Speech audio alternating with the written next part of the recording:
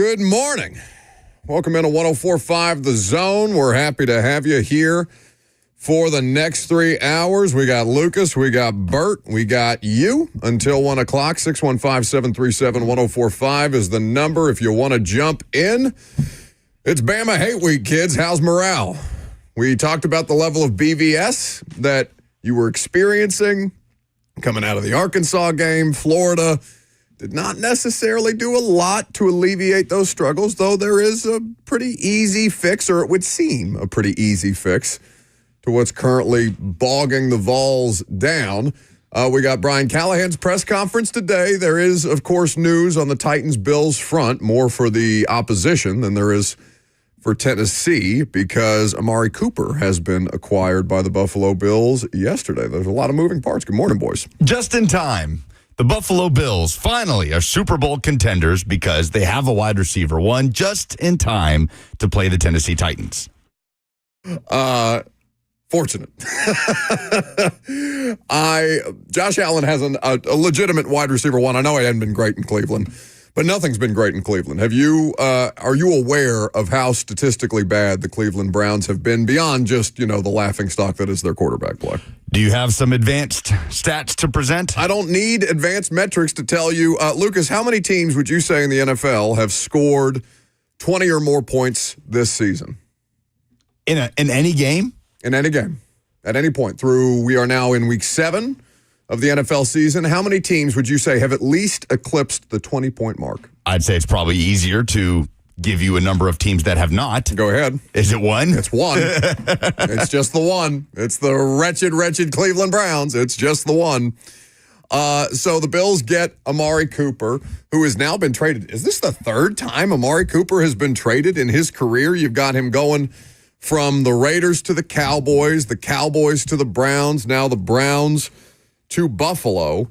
This is a player who's, in his 30s, but that's cool. He can still get the job done, and he's probably reinvigorated because he's not playing with the pervert anymore.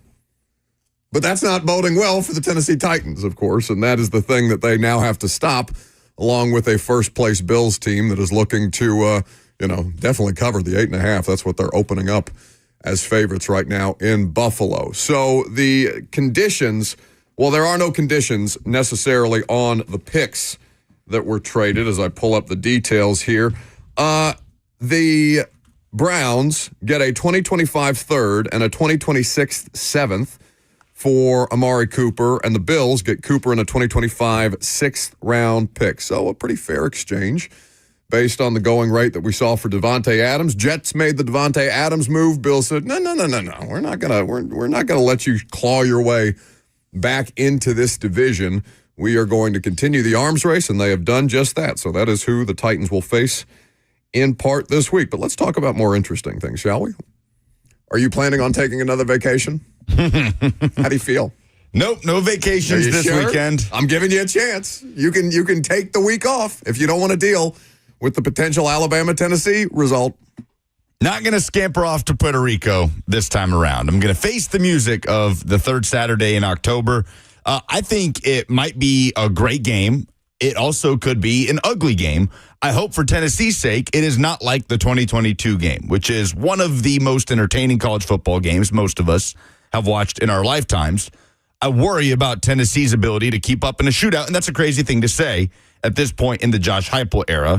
They have found ways to win differently, and I think this Saturday is going to have to be one of those games. If Tennessee is unable to lean on its defense on Saturday, then I think they're going to have problems. They do have some matchup advantages that we'll get into with Ryan Callahan of GoVols 247 here in a few minutes. That's Ryan Callahan, not Brian That's Callahan. Right. Ryan, not Brian. But no, I won't say the BVS is necessarily flaring. It's dormant at the moment. It was flaring in the Arkansas and especially Florida games, but survive in advance. That's what I just keep telling myself. It's just, so you were out when I told Jackson what happened to me over vacation. I was so worried about the college football results and you not being here and me having to keep track of everything that was going on that I was in my dreams. I went to sleep one night, the Saturday after the Bama Vanderbilt result. Went to sleep, had a dream. Don't ever dream. I'm dreaming that I'm doing the show. Like I'm on remote and I'm at a Hattie B's location and you're not there, which again is some kind of, something I need to talk to my therapist about. Again, couples counseling is probably in our future, and I'm going to have to drag Lucas begrudgingly in it because he's the longest relationship that I've had. I would just want to be there for the Hattie B's, not even for the radio show. So I'm in the middle of my dream, and then I come out of the dream, and I'm ending the segment like I'm giving out the phone number, except it's 4:17 a.m. in the morning, and my girlfriend is sleeping next to me, and I'm screaming in her face, 615-737-1045. No, you're not. 1045. You're not giving the number in your sleep. Swear to God, you can call Grace and ask. She was jarred for a moment, and then she said, I'm honestly surprised this doesn't happen more often. I should give her a call right now. You could. You want to dial her up? I mean, is she at work? Yes, she would be at work today. We can't do that then. Don't want to get in trouble at work. So, yeah. But you're dreaming about, or you're having, your mantra in your head, survive in advance, survive in advance, survive in advance. Yeah, I'm saying it in my sleep. Saying it in your sleep. Yeah. That's at it. This point. I definitely was the night after the Florida game, just tossing and turning, survive in advance. That's what it is, though. So I don't know how much people pay attention to things like ESPN's Football Power Index because they do predictive metrics on these things to try and forecast these games. Right now, their model, I can't speak for Josh Pate's model, but their model is giving Alabama a 53.3% chance to win the game on Saturday, despite it being on the road in one of the most hostile environments in all of college football. Does that feel accurate to you based on these two teams, where they are right now in their respective seasons, having a lot of the same struggles that one another is currently experiencing? Because I don't think that Alabama is going to have an easy time, and this is not an easy time, 53.3% chance, but this is a road game that ESPN, and again, it's one predictive metric. It doesn't mean that this is the thing that will hold true, or this is the thing that is most true about this, but you've got Alabama losing 40-35 to Vandy, then they barely squeak one out at home, 27-25 against South Carolina. Tennessee is having, some success, but is it growing pains for Nico? Sure. I mean, he's a 20-year-old quarterback. He's in this system for a second year. It is his first full season getting the opportunity to start, and you've seen, mixed results, but I guess it could be growing pains. Oh, sure. I mean, we've seen plenty of firsts just in the last few weeks. Going into Oklahoma was Nico's first time in a hostile road environment, and I thought Fayetteville delivered in terms of a road environment way more than Oklahoma did. Nico played his first game in Neyland Stadium in front of a rocking crowd. Just that pressure of a big home SEC game where the crowd is raucous under the lights. That's the first time he's ever done that against Florida. So we're seeing plenty of firsts. Also, the wide receiver rotation is something to keep an eye on Saturday because Tennessee's a little banged up at that spot. They're having to reach into their depth a little bit at wide receiver. So, yeah, I think growing pains is a fair assessment. Sure. Like, I don't think this is Nico. Like, this isn't like the Will Levis conversation, right? Where it's like at what point, or the Joe Milton conversation, where it's just, okay, at what point do we just say he is who he is? We're not ready to have that with Nico yet. The guy's a redshirt freshman who is not even midway through his first season as a starting quarterback. You're being accused in the chat by Uncle Rico on Twitter, who says you're making a lot of excuses for Nico. Look, in your orange-colored glasses, as you said yesterday before the show ended, that you wish the Titans would have drafted Hendon Hooker over Will. That was a little tongue-in-cheek. But look, Nico needs to hit on some of these deep balls. Like, he has to be better. Without a doubt, he has to be better. But there is going to be potential down the road for Tennessee's offense to click into form. That doesn't mean suddenly they score 45 against Bama on Saturday, but it does mean they start to hit on some of the things that are there, and a lot of that is on Nico. Some of that is on pass protection. It unequivocally has to be better. I definitely agree with that. But if we're talking about BVS, you bring up that question. I'm doing these videos, shameless plug, for A to Z Sports, this little Vols content, and they get posted on the A to Z Sports Vols YouTube page. And the thing I did yesterday was why you should not be hitting the panic button yet for the 2024 Tennessee Vols. And I just opened it, and the first comment, the first one is, I'm panicking. I so enjoy that because I mean the fear is what makes it a little fun though, right? You got to have a little fear. Like Bama fans during the Nick Saban tenure, what's the biggest accusation that was lobbed at them? They look bored, right? They're so used to winning that they're bored. You got to have a little fear. It's what makes the payoff of victory so much more better, or so much more better. Terrible grammar there. So much better when you are riding, or living and dying on every snap, on every down. And, ultimately there's success or there's failure. Sometimes there's a tie, but, you hope that's not the case. And I think that the fear in sports is a part of the experience. So I think there should be a little fear this week. I think it's good for you. Now, will Saturday end up being good for you? I have no idea. But in the meantime, we can enjoy this. It's nice to see Bama fans going into games having no idea what kind of performance their team is going to put out. They haven't had that in about 15 years. The Saban edge seems to be lost. There's still a great program and a great football team, obviously, but just that edge of knowing without a shadow of a doubt you are going to get a complete, disciplined, fundamental performance on every single Saturday, that's kind of gone in Tuscaloosa. So they've got a little bit of that fear as well.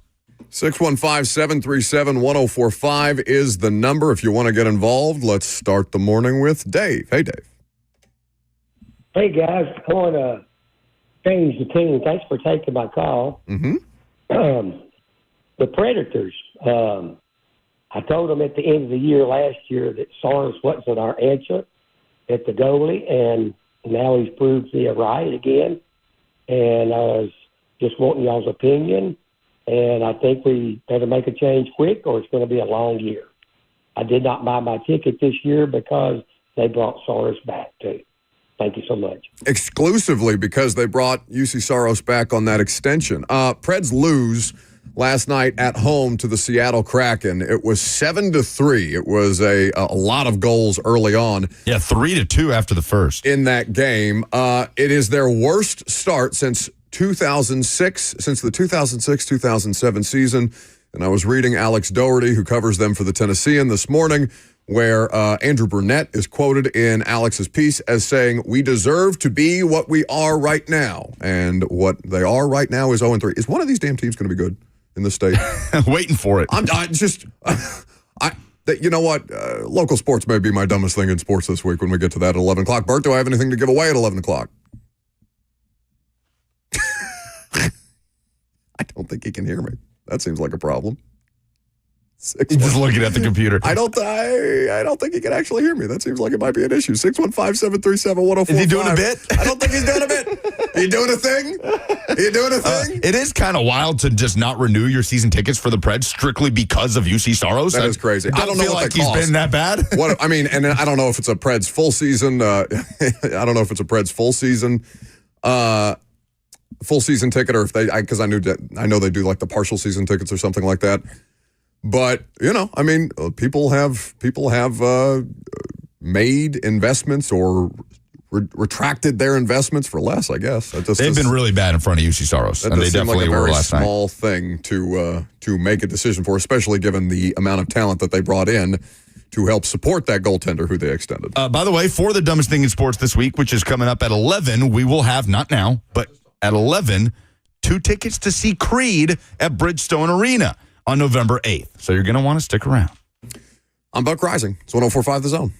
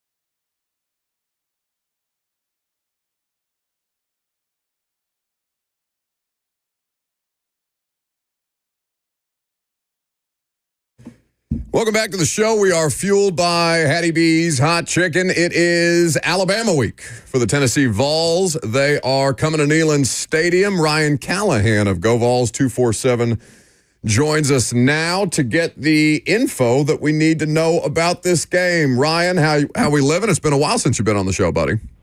It has. Doing well. Hope you are too. At least here in Nashville is a relative term. The Preds are 0-3. The Titans are 1-4. It's a bit of a mess on the local sports scene. So I need them to win. I need the Vols to win this weekend, Ryan. So I still have relevant football weeks to talk about. Well, Vanderbilt's 4-2. I guess. I mean, there's there's at least some success there beyond the Vols. But yeah, it's been a weird year a little bit, just kind of across the board. And Tennessee, like they're 5-1, but I still feel like we're going to learn a lot more about this team Saturday, because in some ways, it's crazy to say this halfway into a season, in some ways they haven't really been fully tested by a team like this. I mean, they've played some solid teams, Arkansas, Florida, but this is going to be a different level of test in some ways, even though Alabama's had a weird start to the year too. So, and I guess that's the place that we should start. And we were just talking about ESPN's Football Power Index again. It's one outlet with one metric, trying to forecast a football game, especially in college football this year. It's damn near impossible to forecast any of this stuff. But it's giving Alabama 53+% chance to go on the road and win this game. There are so many parallels, though, between these two teams and specifically the struggles that they're having, Ryan, and I wonder what you make of it on the Tennessee side, where it's coach and quarterback obviously working through the growing pains of Nico in his first full season as a starter. Yeah, it's obviously something that we could have foreseen. I mean, Nico is hardly the first young quarterback to be still figuring it out after 7 career starts, but just the way it's looked and the way it's happened and how seemingly quarterback-friendly Josh Heupel's offense has always seemed to be, it has made this a bit of a surprise for fans, because it's just, I think everyone kind of expected, okay, maybe he's not going to be just a Heisman finalist right out of the gates, but he's going to be pretty good out of the gates. And I think that, maybe an unfair expectation in some ways, but we're seeing now it's not just a plug-and-play offense for anybody, and that you still have to see the field well. You've got to get good pass protection. You've got to have good receiver play, and all three of those things are struggling at times, I feel like, for Tennessee. Let's not forget they've had some receivers banged up recently. I think that could have been a factor in the Florida game not being an improvement last week. Brew McCoy's been banged up, Squirrel White, Dante Thornton barely played in that game last week. So there's a lot of things not just firing on all cylinders right now for Tennessee, and that's obviously the concern going into a game like this, but there are still plenty of reasons to look at this and say, okay, what we've seen so far from Nico Iamaleava is obviously not a finished product, because I hear some concerns out there, people saying, is this guy going to live up to the hype? And you just got to, I think, kind of keep it in perspective, because we've seen some really good quarterbacks at Tennessee over the years come through and have pretty similar production to what Nico's done through his first 7 games when they were first-year starters. So I think it's important for everybody to remember, just he's a young guy figuring it out. And like you said, it's a tough situation for Josh Heupel and for Nico, because they do have to win games while sort of figuring out how to bring him along as quickly as possible and help him become the quarterback that he's capable of being. You mentioned the injuries to the wide receivers that they've had to kind of navigate through. And we have in previous years under Heupel talked about how tight his receiver rotation, I mean, really, if you want to call it a rotation, is at all. Heupel was not shying away from the hype around the depth of this group, 3 months ago in July when he was asked about this. What have you seen from the depth on the Vols wide receiver depth chart, and how confident are you that this coaching staff will continue to get multiple playmakers involved in the offense? Yeah, the rotation has kind of turned out to be about what I expected it to be, which is to say it's hard to count on more than 5 guys playing a lot. They've done a decent job of playing the first couple guys off the bench, just as they've done the past few years. Dante Thornton is maybe this team's best receiver. He was coming off the bench to start the year. They've had a couple tweaks in the starting lineup recently where You don't necessarily know who's starting week to week with the current injury situation. But Thornton was a guy that technically started the year coming off the bench, and he's probably been their best guy so far in terms of consistent production. And then Mike Matthews, for instance, we get a lot of questions about him. Former 5-star, he's a true freshman, talented guy. He's able to get out there on the field, but he's playing like 14 snaps in a couple of recent games. So he's not making a huge impact, hasn't really done anything the past few weeks. So they've got some guys you could point to and say, I feel like there's an opportunity for him to do more than he's done so far. But I feel like this, as you said, the rotation kind of is what it is. They tend to play 5 guys or so, and that 6th guy, if he plays, is not one that usually makes a huge impact. So not much has changed there, and I think their depth is solid, but the depth is, it's guys like Chaz Nimrod who just aren't quite at the same level probably as what you have in the starting lineup or in Dante Thornton. So they've got to still show those guys are capable of having a minimal drop-off there. And I think if they are still dealing with some injury stuff, and we'll see how much progress those guys can make this week, I think they've got to bring Mike Matthews along a little more quickly if they can, because I think he's someone that can help this team. We saw flashes of it in the Kent State game last week. He's a really talented guy. When you're having trouble at wide receiver, I think you got to find a way to get someone like that involved in the offense, and they've not really forced the issue with him so far. GoVols247.com is where you can read our buddy Ryan Callahan. At Ryan Callahan 247 is where you can follow him on Twitter. You mentioned some of those injuries at that position, Ryan. How much has that affected the rotation between Brew McCoy and Squirrel White, what those guys have dealt with, and kind of what's the latest on their status going into Saturday? Yeah, I think they're in better shape. They certainly should have a chance to be more involved than they were last week. Now, Squirrel White played through it last week and was pretty effective, but he was obviously still dealing with the injury that he suffered in the Arkansas game. Brew McCoy, he wasn't much of a factor. He played a lot more than Dante Thornton, but obviously he's going to continue to deal with the injury that he suffered for a little while longer, and how much can they count on him in the passing game while he's dealing with a hand injury like that? That's going to be an interesting test for him and for Tennessee's offense. And then Dante Thornton, I think he's the one we might see the biggest jump in from last week to this week. He only played, I think, 4 snaps last week, and we didn't see him really do anything until that catch in overtime. So, if he can give them a little bit more, that's a big deal. So I think that definitely affected them a little bit last week. It just didn't look like the same group that we've seen for most of the year. But I think there's some questions about that group overall, even when healthy. That's another factor in this. Is I think Tennessee's receivers have just been okay, and I think we're kind of used to thinking Josh Heupel's offense is going to produce and give those guys opportunities at wide receiver that they can almost scheme up big plays, and I don't think it's quite that easy. I think at the time we kind of glossed over what Jalen Hyatt and Cedric Tillman were doing in 2022, thinking that Josh Heupel's offense was the key. They've just been okay, I think, so far at receiver. There's another level for those guys to get to, even when healthy. But at the same time, I think there are guys open when you look at the film, and Nico Iamaleava is not seeing them all the time. And that's, again, young quarterback, but they've got to sort of figure out how to piece those things together where you're winning games and bringing a young quarterback along at the same time. So it's an interesting dilemma, but I do think those receivers, there's certainly room for them to play better, but they should be healthier this week, certainly Dante Thornton, and that's a big deal going into this game, obviously. And maybe that's a part of what's held them back over the last 2 weeks, whether it's turnover, receivers coming on and off the field with injury, and kind of a lack of consistency there with his targets, Nico missing open guys, a combination of those things. With all that said, how close do you think this Tennessee offense is to kind of blowing it back open again the way that we saw against lesser competition early in the season? And what do you feel is the most fixable problem right now with that unit? Yeah, that's a great question. And because, again, there are a few problems that they're still working through.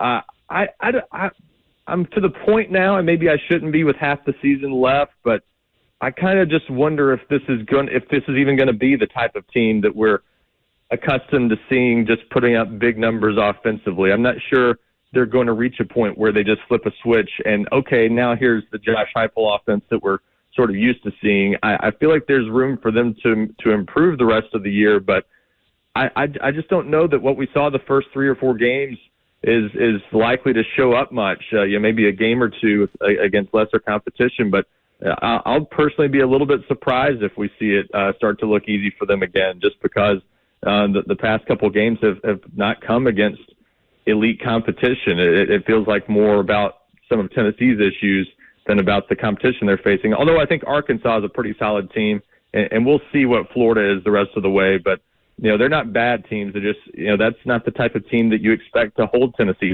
to less than 20 points essentially both weeks. So it's I think the pass protection is something that can improve maybe a little bit, because that group is more talented than their current performance would suggest. I don't know how much Lance Hurd can progress at left tackle mid-season.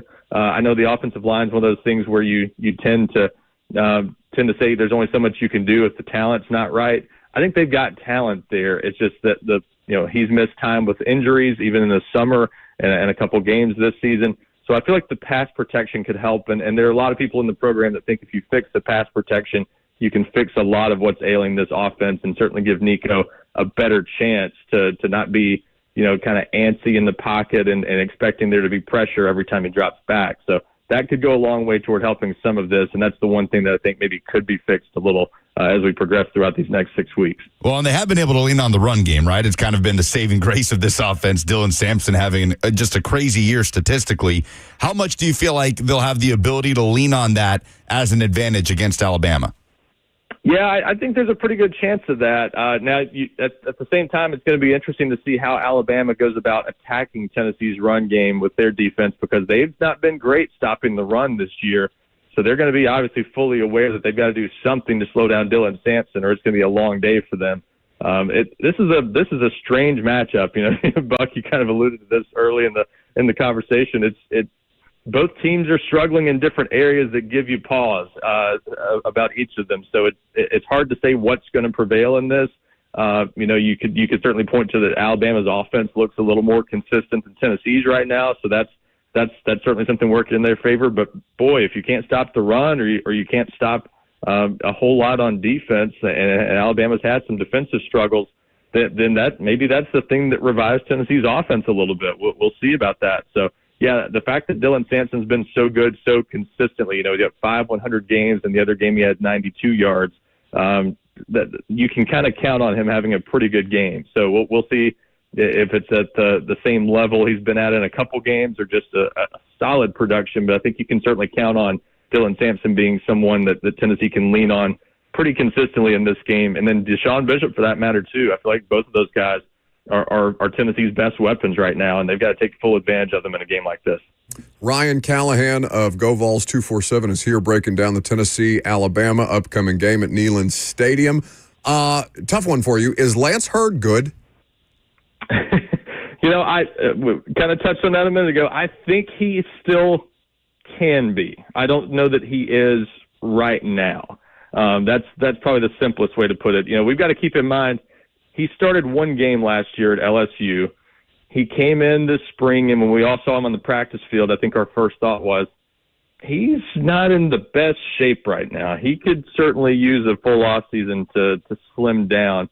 And then he didn't get that full offseason because he got hurt in the summer and missed some time in camp and was limited during camp coming off that injury, because they just had to get him ready for the start of the season. And then he comes back and he gets hurt after a couple games and misses 3 weeks. So it's not been a normal year for him, and that certainly hasn't helped his efforts to get back on track or continue to progress. But I still think there's talent there. I think they've got to figure out how to get him to reach his full potential. I'm kind of reminded of what Darnell Wright looked like as a true freshman at Tennessee. I'm not saying they're similar or certainly the same, but there are some similarities there that make me think there's certainly still another level to what Lance Hurd can be, because Darnell Wright didn't look ready year one, and he progressed a lot under Josh Heupel's watch and Glenn Ellerbe, the offensive line coach, the next 2 years after that. So I think there's still a lot of time left for Lance Hurd. He's just dealing with everything he's dealt with this year, and the fact that he didn't come in the best shape. It's been a tough year for him, and they've just got to figure out how to sort of piece things together throughout the season to where he doesn't cost this team some games, because he's obviously had some real issues And if they continue to have them, it's going to cause more big problems for Tennessee that probably make a winnable game or two a potential upset if they keep it up. Big blow on Saturday, losing Keenan Peely for the year, obviously at middle linebacker. So adjusting to that against Alabama, Ryan, a tall task against Jalen Milroe, who can go sideline to sideline and, take one mistake or missed assignment 70 yards to the house. How do they adjust to that on Saturday? Who sort of steps in, do you think, first? And how big of a game is it for Arion Carter against Alabama? Yeah, that's right where I was going to start. I think Arion Carter. First of all, he was the most athletic linebacker Tennessee had, I believe, even before the injury to Keenan Peely. But that is a big loss, and I think you're going to feel it in a game like this. I think they're certainly going to miss him in defending the run. Especially between the tackles. But we had heard a lot about Keenan Peely before this year, and what everyone thought the impact he was going to make, what was going to look like. I don't think we fully appreciated what he brought to this team until the past 6 games, where we finally gotten to see him at length after he played all of about 30 snaps against Virginia last year. He's a little bit better player than I thought he was going to be going into this season. So that's a big loss for Tennessee, and they certainly miss him from a structural standpoint, kind of just lining up the defense and being a leader for that group as well.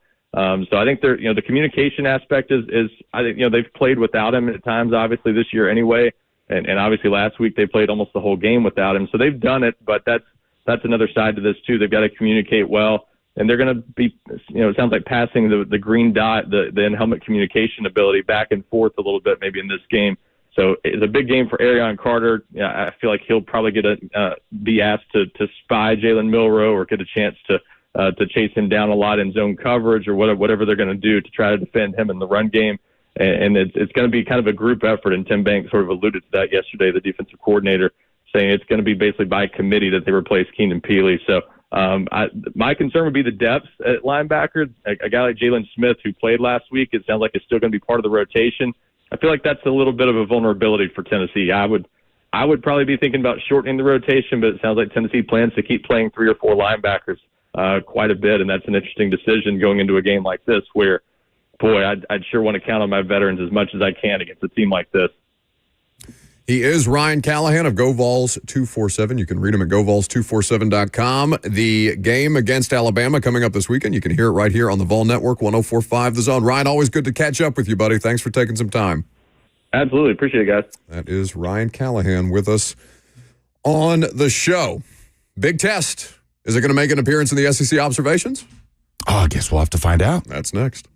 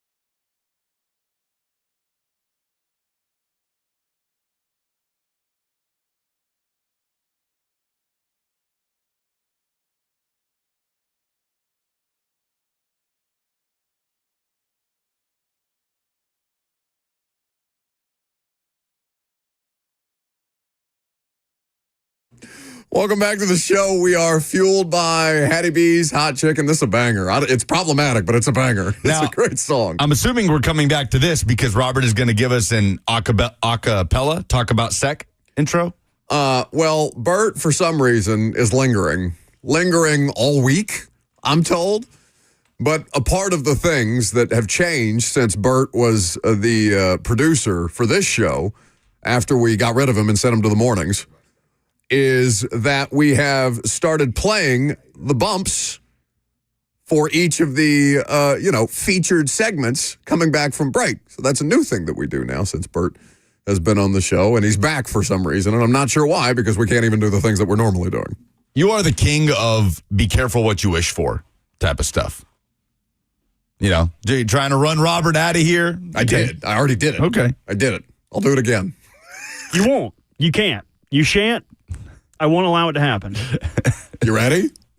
What, do you want me to sing it? I want the music that's played every time we do the damn segment. No, I'd like for him to sing it. What do you mean? Here we go.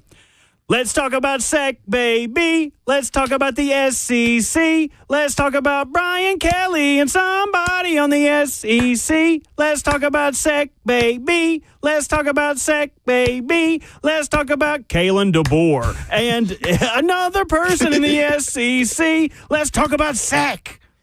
Brilliant. Well done. You have a really nice singing voice. It's no. You're good. No, he's good for a bad singer. By the way, the Return of the Mac cover you did while I was gone all week on vacation, and multiple people sent it to me. Said, "Did you hear this? Oh my goodness!" If there is ever anyone who gasses me up more than Lucas, it is your roommate Blue. Because anytime I make something like that, Blue is like, "Send me that right now." It was unbelievable. It was so Is that good. the thing I walked out of the production studio while you were doing? Yes, correct. It was so Made good. a face like I smelled something bad? It's okay. You haven't had Mac on this week, Yeah, right? we'll play it Friday. Yeah, when Mac's on, I'll play it for him. Okay, SEC observations. We talked about this. Last Saturday was about survival for multiple teams. For Tennessee against Florida. For Alabama against South Carolina. For Georgia to a lesser extent, right? Georgia wasn't really in danger at any point in that game. They're just frustrated. They gave up 30 and only won by 10 against the worst team in the league. And for LSU, who survived their playoff hopes by winning a classic against Ole Miss at home in overtime. LSU quietly just keeps winning since their season opening loss to USC. Garrett Nussmeier is throwing lasers. So credit where it's due. LSU is very much still in the race to be in the 12-team playoff. So last Saturday, survival. This Saturday, separation. That's the theme for the SEC slate this weekend. Tennessee versus Bama. Loser pretty much has to win out to get into the college football playoff. And Texas versus Georgia, where the separation really only happens there if Texas wins. Right? If Georgia wins in Austin, I'm going to consider those two still on a very even plane. Like last weekend, Oregon beat Ohio State in what amounts to a classic in this new version of the Big Ten. I still very much view Ohio State and Oregon as being on the same tier. Like that did not push Ohio State down and put Oregon up on this pedestal. Big credit to Oregon for winning that game, something that people didn't think they'd be able to do in the Big Ten.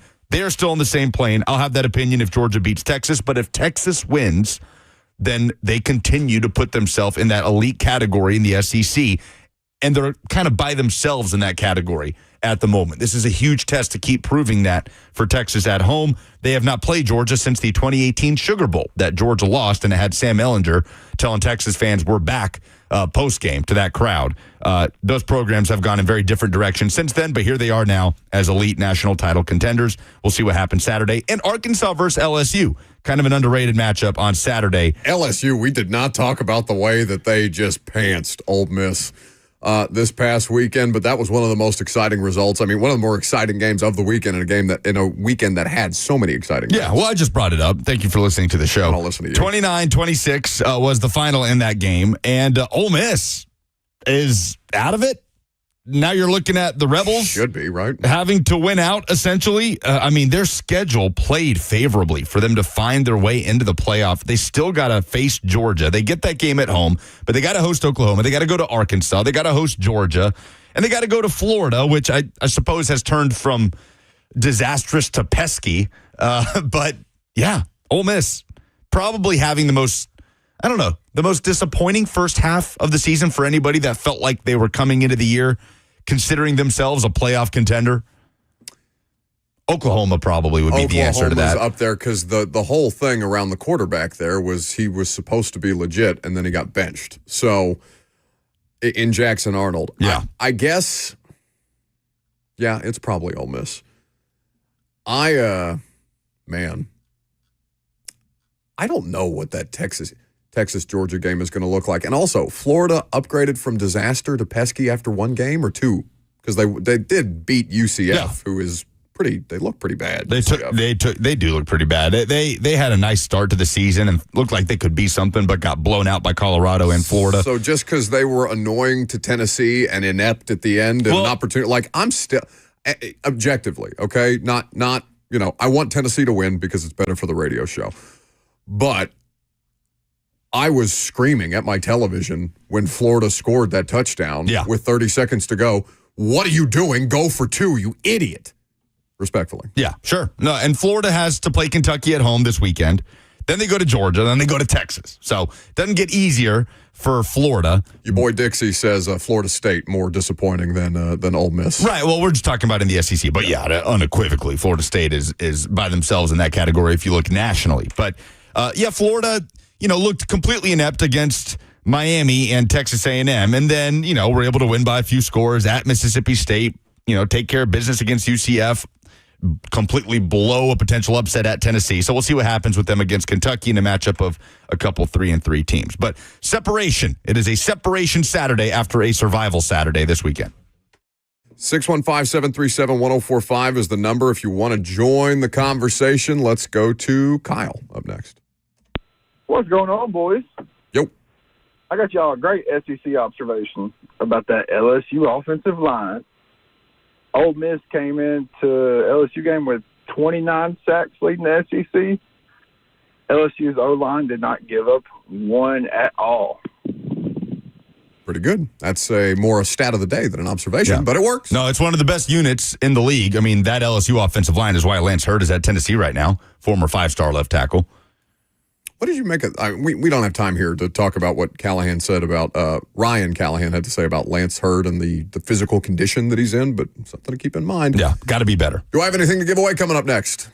You got some Creed tickets. Oh, look at the way all three of us lit up. This is the Bridgestone Show? Correct. For Doesn't get better than November that. 8th. 615-737-1045 is the number. You call in. You tell us what is the dumbest thing in sports this week. We'll send you to Creed.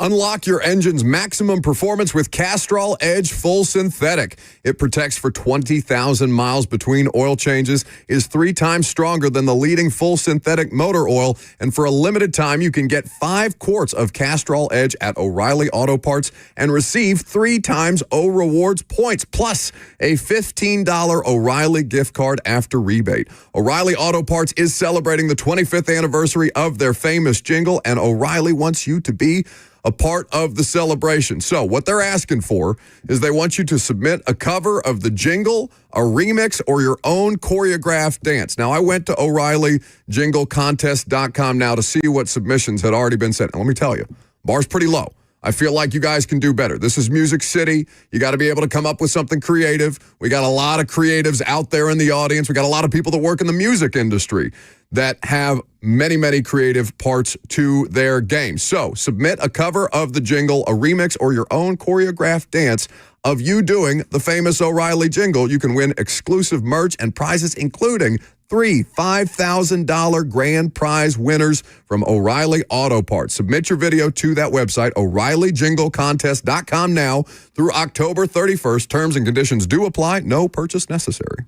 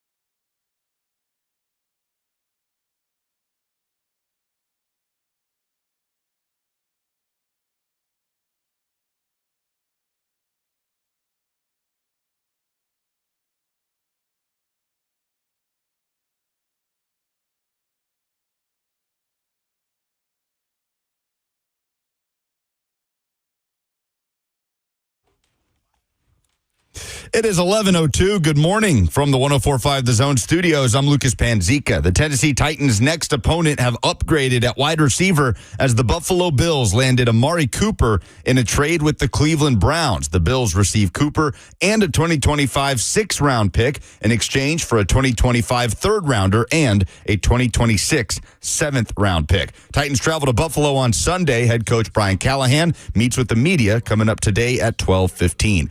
The Nashville Predators Sounders are 0-3 for the first time since 2006 after falling 7-3 to the Seattle Kraken on Tuesday at Bridgestone Arena. The Preds will host the Edmonton Oilers tomorrow night. For all your foundation repairs and waterproofing needs, visit USSTN.com. Breaking news at once on your home for the Titans and Vols. This is 104.5 The Zone.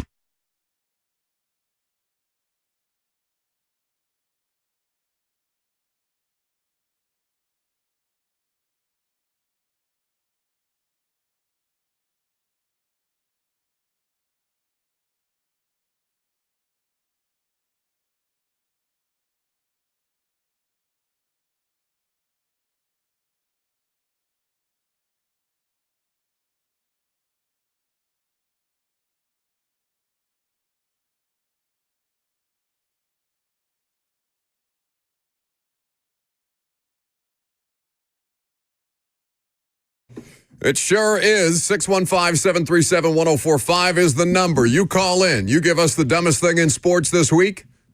We'll send you to Creed. When's the Creed show at Bridgestone Arena, Bert? When is it? It is on November 8th. Some shows are like being at a football game. Creed was like that for me. That truly one of the better concert experiences I've had. We went to, that was the first show that I've ever seen at Ascend. I've done a terrible job after 9 years of living in this city of going to concerts. And the fact that it's taken me 9 years to see a show at Ascend Amphitheater, but the fact that Creed was my first one, I may never go back. I don't know if it's getting better than that, boys. That may be it. 615-737-1045 is the number. Give us the dumbest thing in sports this week. I'm going to keep it simple. Mine is professional sports in this city. Nashville SC missed the playoffs. First time in 5 years.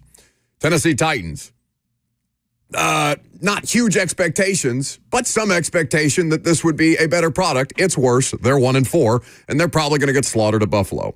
The Preds, also huge expectations now. 82-game sample size. 0-3 is not the end of the world, but they're 0-3 to start this thing, and people are already wringing their hands about the state of the goaltending after UC Saros got an 8-year extension this past offseason? A lot more problems than goaltending last night, but that was the call that we got in the first hour. Pro sports in this city stink right now, and that is unfortunate. That is my dumbest thing in sports this week. My dumbest thing in sports this week is Kentucky head football coach Mark Stoops, who has rolled out this line in the past, but after losing to Vanderbilt, and it was a one-possession game in Lexington, but Vanderbilt, like the Alabama game, won deservedly and decidedly at the end of that game. And Mark Stoops, meeting with the media, had this quote. He said, quote, "You know, Vandy went out and made it happen with the NIL. Do you see the amount of publicity Diego is getting? Once we get an NIL support system like that, we will be able to compete in the SEC." Mark Stoops is my dumbest thing in sports this week. Oh, no. For pointing at the Vandy quarterback from New Mexico State. And look, I have no idea how much money, if any, Vanderbilt offered to get Diego Pavia. Maybe he came over for free. I'm sure he's capitalizing now. But Kentucky brought over a former 5-star from Georgia and Brock Vandegrift. I'm guessing they didn't do that for free. And Kentucky has their NIL issues, and Mark Stoops will know more about them than I do. And Vanderbilt deserves credit for the way that they've had to pivot from how they wanted to build out this program early on when Clark Lee hired Barton Simmons as his GM, and they wanted to develop players within the program, and then their players started getting poached. They got good, and they went elsewhere, and they've had to pivot, and they've done that well, clearly. But Mark Stoops, don't be holding up Vandy NIL going, we need to be like that. And that's not a diss to Vandy. That is against Mark Stoops because he's done this before, and it's been a common line for him. This team is capable of winning those type of games. They almost knocked off Georgia at home, and they beat Ole Miss on the road. So after losing to Vandy at home, don't be coming to the media talking about, you see Vandy went out and got their quarterback. You also went out and got your quarterback, and he was a much, much higher profile than what Vanderbilt got, and I'm assuming he was more expensive. I can't wait to find out at some point what these players are getting paid in NIL, because now they don't have to disclose it currently, because I don't think Diego Pavia got like a bag or anything like that to come to Vanderbilt. Hope he's getting something now. I agreed. Bert, what is your dumbest thing in sports this week? Are you guys familiar with the American Sports Story on FX covering Aaron Hernandez's life? I am familiar. Yeah. I have not watched it. It is being universally praised for how comedically, you wouldn't think that a murder story about a former NFL tight end would be comedic, but it is being praised for its level of comedy and how bad it is. They do such a good job of the eclectic characters like the Gronk, the Bill Belichick, not visually. Visually, they look like the Make-A-Wish portion or like the island of misfit toys. The replacements. You know what I mean? Like that's what they look like, but they sound incredible. My dumbest thing in sports is that they cannot seem to get the visuals right. I want to play for you a clip of this. This is the actor who's portraying Gronk meeting Aaron Hernandez for the first time. What's up, bro? I'm Rob. They call me Gronk. That laugh sold me on anything else. Every other clip of this I would have had to bleep everything from this show. So many bombs all over the place. But Bill Belichick, this guy doing the Bill Belichick impersonation is incredible, but he looks nothing like it, sounds nothing like it. It's like Bill Belichick had something hurt in his mouth, and he was like moving his tongue around, moving his lips around, flapping his gums, trying to figure out what's hurting his mouth. The whole time this guy's acting. Either way, American Sports Story is my dumbest thing in sports this week. Ever since they put David Schwimmer... Yeah, ever since they put David Schwimmer and Cuba Gooding Jr. in that OJ thing a couple years ago. Which I heard was decent. I heard it was kind of well done, but I watched Not next to the one that won the Oscar. Yeah. Right. Like I watched it after the 30 for 30 where it's just countless hours of footage of the real OJ and Robert Kardashian. I'm like, I can't watch Ross from Friends represent OJ after that. 615-737-1045 is the number. Did you hear, and I can't, is it Ezra Edelman that made the Oscar award-winning OJ documentary for ESPN? I don't remember the documentarian's name, but he got to, when you make something like that, and we'll get to the calls here in just a second, you get to pick whatever your next project is. That was like 5-6 years ago that he did this. He has been working on a Prince documentary for the last 5 or 6 years. Well, I'll watch that. No, it's not getting made because Prince's camp said no. Oh, no. Too much there. Ooh. You got way too close to the money. Oof. You got way too close to the marketing machine. No. Everybody already knew OJ was a bad guy. It says it was going to be a 9-hour Prince documentary, and it is being canned. It's being canned. This man has poured out hours, countless hours, years of his life into this just to be told, no, big money, big machine, big music. Wow. You're not messing with our Prince royalties, baby. I love how they just crammed the Gronk laugh in there. Like he just introduces himself and then pulls out the laugh. Nothing funny was said. They just had to get it in as early as possible. The Tebow, the guy who plays Tebow, looks nothing like Tim Tebow. The clips come, the route running, the 40. No, I saw that. Oh, it's so good. 615-737-1045 for the opportunity to win some Creed tickets. How about Ricky to start us off?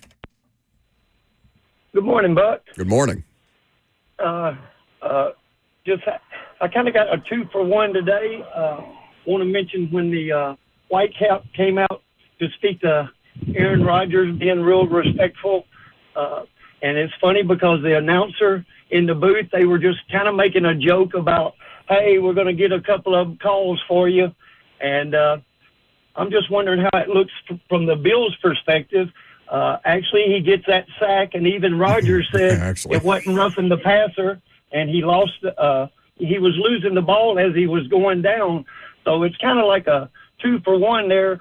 Him being nicey nice to Aaron Rodgers, and I don't know if that's really what he said to him, but it was kind of hilarious after the announcer saying that, and then come along and you get a call like that. It's a really good one, Ricky. The optics are not great. Let's go to Will, who's a DoorDasher, up next. Hey, so I was kind of back and forth on what I wanted to pick, but I think I'll have to go with just the idea that an SEC team has to go and play in a high school stadium that seats 17,000 people, with Missouri going to UMass. I wasn't aware that it was at UMass until I turned it on, and then I was like, what are we doing here? What are we doing with Missouri going into a high school stadium to play UMass of all teams? So that's my dumbest thing in sports this week. That's a pretty excellent one. I did not see that. Stay on hold. Reminder to stay on hold for the opportunity to win the tickets. I knew that they were playing But it's at a height. Is like UMass's stadium under construction? It was in Amherst. I mean, UMass, might be the worst program in all of college football. No, that's Kent State. Yeah, I guess so. Poor Kent State. UMass is right up there, though, buddy. Like, they are dreadful. Not to bash on Kent State, but didn't they come back and beat Ball State, Blaine's alma mater, last weekend? Sure, Really? baby. Ball What State happened? Got Vandy next. Oh. I didn't realize that. I wonder if maybe Mizzou had a home and home scheduled with someone that got canceled. They had to replace it. That is so strange for them to go to Amherst, though. That's a good submission. I was incorrect, by the way. 37-35 Ball State. Okay. Chirp, chirp. Hold it out. Chirp, chirp. Derek is up next. He's a city planner. Good afternoon, Buck. Hey, Bob. My dumbest thing is Jerry Jones going to take responsibility beginning of the season for everything bad happening, and then does that radio interview, and then all of a sudden, oh, why me? Don't answer these questions, and then trying to strong arm the interviewers. Yeah, it was garbage. Now, Jerry gets to because he owns the team, right? And Jerry, that's probably the way that Jerry does business in a lot of his like. But I brought this up yesterday. Like, how do you think you would react? Say Amy Adams Strunk is on the radio show. I don't know that would ever happen. I don't think they would ever do. They would ever put her in a position to be interviewed. But say you asked a question that cut too close to the bone, and she said, I'll find somebody else to do your job. I don't know if it's just because like it's secondhand or armchair radio hosting from a distance, but I feel like I would not handle myself in that way because you just heard awkward laughing from the Dallas radio host, and I feel like I would snap. We could try. Ask a inflammatory question to the supposed Amy Adams Strunk if she was in the studio with you right now.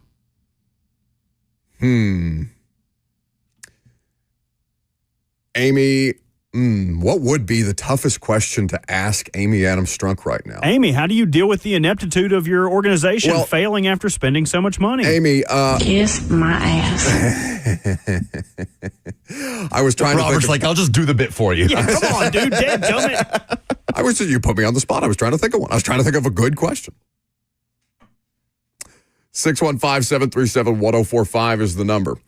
Hunter is an Amazon driver up next. Yeah. The dumbest thing in sports this week for me is the fact that South Carolina had the win. And if you're like me, you love to see Alabama lose. And they just completely blowed it. And that crushed me. Yeah, that was a tough one. Thank you for the call, Hunter. Let's do we think Isaiah is actually a secret agent if he's disclosing on the phone that he's a secret agent? Nah, his occupation was just lame, so I gave him a cool one. Oh, that's better. Hi, Isaiah. What's up, guys? My dumbest thing in sports this week is the entire Dallas Cowboys as an organization. They went in, they were at home, America's Game of the Week against Detroit, their chance to get rid of the fraud allegations, and they get blown out at home. And Detroit was so bored, they just started throwing to their left tackle, right tackle, hooking ladders. That's just my dumbest thing in sports. Thanks for the call, Isaiah. Yeah, especially on Jerry's 82nd birthday. All right. Will, Derek, or Isaiah? Those are the people still on hold for the opportunity to win the Creed tickets. Who are you giving it to? I want to give it to Will, who talked about Missouri going to UMass. There is a reason for it. I just opened an article by Athlon Sports on why Missouri scheduled that home and home, but it's really long, and I'm not going to read it, and we don't have time for that. But I think why is it so long? Ridiculous that Missouri is going to Amherst. I don't know. I kind of want to give it to Will. Bert? I'm cool with that. I thought Derek sounded like somebody who would enjoy a Creed concert more, but I'll bow to Will. That's not how the game is played. It's not who sounds like they would enjoy the concert more. It's who had the best submission. Okay, well, I had the best submission, so I'll take the tickets. Thank you. Coming up next. Congratulations to Will, who will be attending the Creed concert in early November. Stay on hold, Will, and Robert will follow up with you shortly. Always tune in for the dumbest thing in sports this week at 11 o'clock on Wednesdays for the opportunity to win all kinds of cool prizes. Quarterbacks who weren't good in college, but ended up making it in the NFL. Do the Titans have a case on their hands, or are they trending in the wrong direction? We'll talk about it next.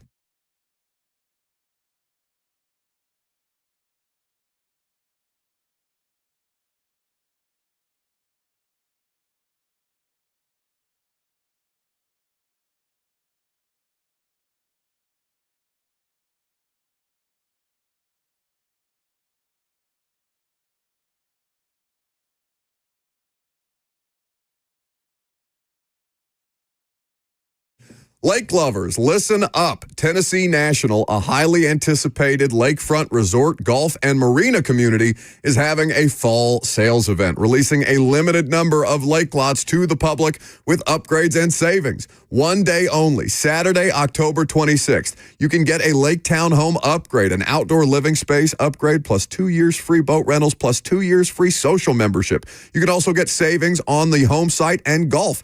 $10,000 off golf membership, plus 50% off a brand new golf cart. Home site and lake amenities, 2 years free pontoon rentals, plus 2 years free social memberships. They have private golf cart access to the new marina and resort, 10 miles of walking trails, 3.5 miles of shoreline, a brand new 26,000 square foot clubhouse, waterfront concerts overlooking a beautiful lake, pickleball, pools, on-site coffee shop, and so much more. Play on the lake or simply relax at the waterfront restaurant just over 20 minutes from Knoxville, Tennessee. Financing is available. Call to secure your private tour today. Times are limited. Enjoy life on the water, fresh air, boat rides, and sunshine. Celebrate the lake life and make memories. Limited property release Saturday, October 26th. Visit us at TennesseeNational.com or give them a call, 865-408-9992. Memories begin here.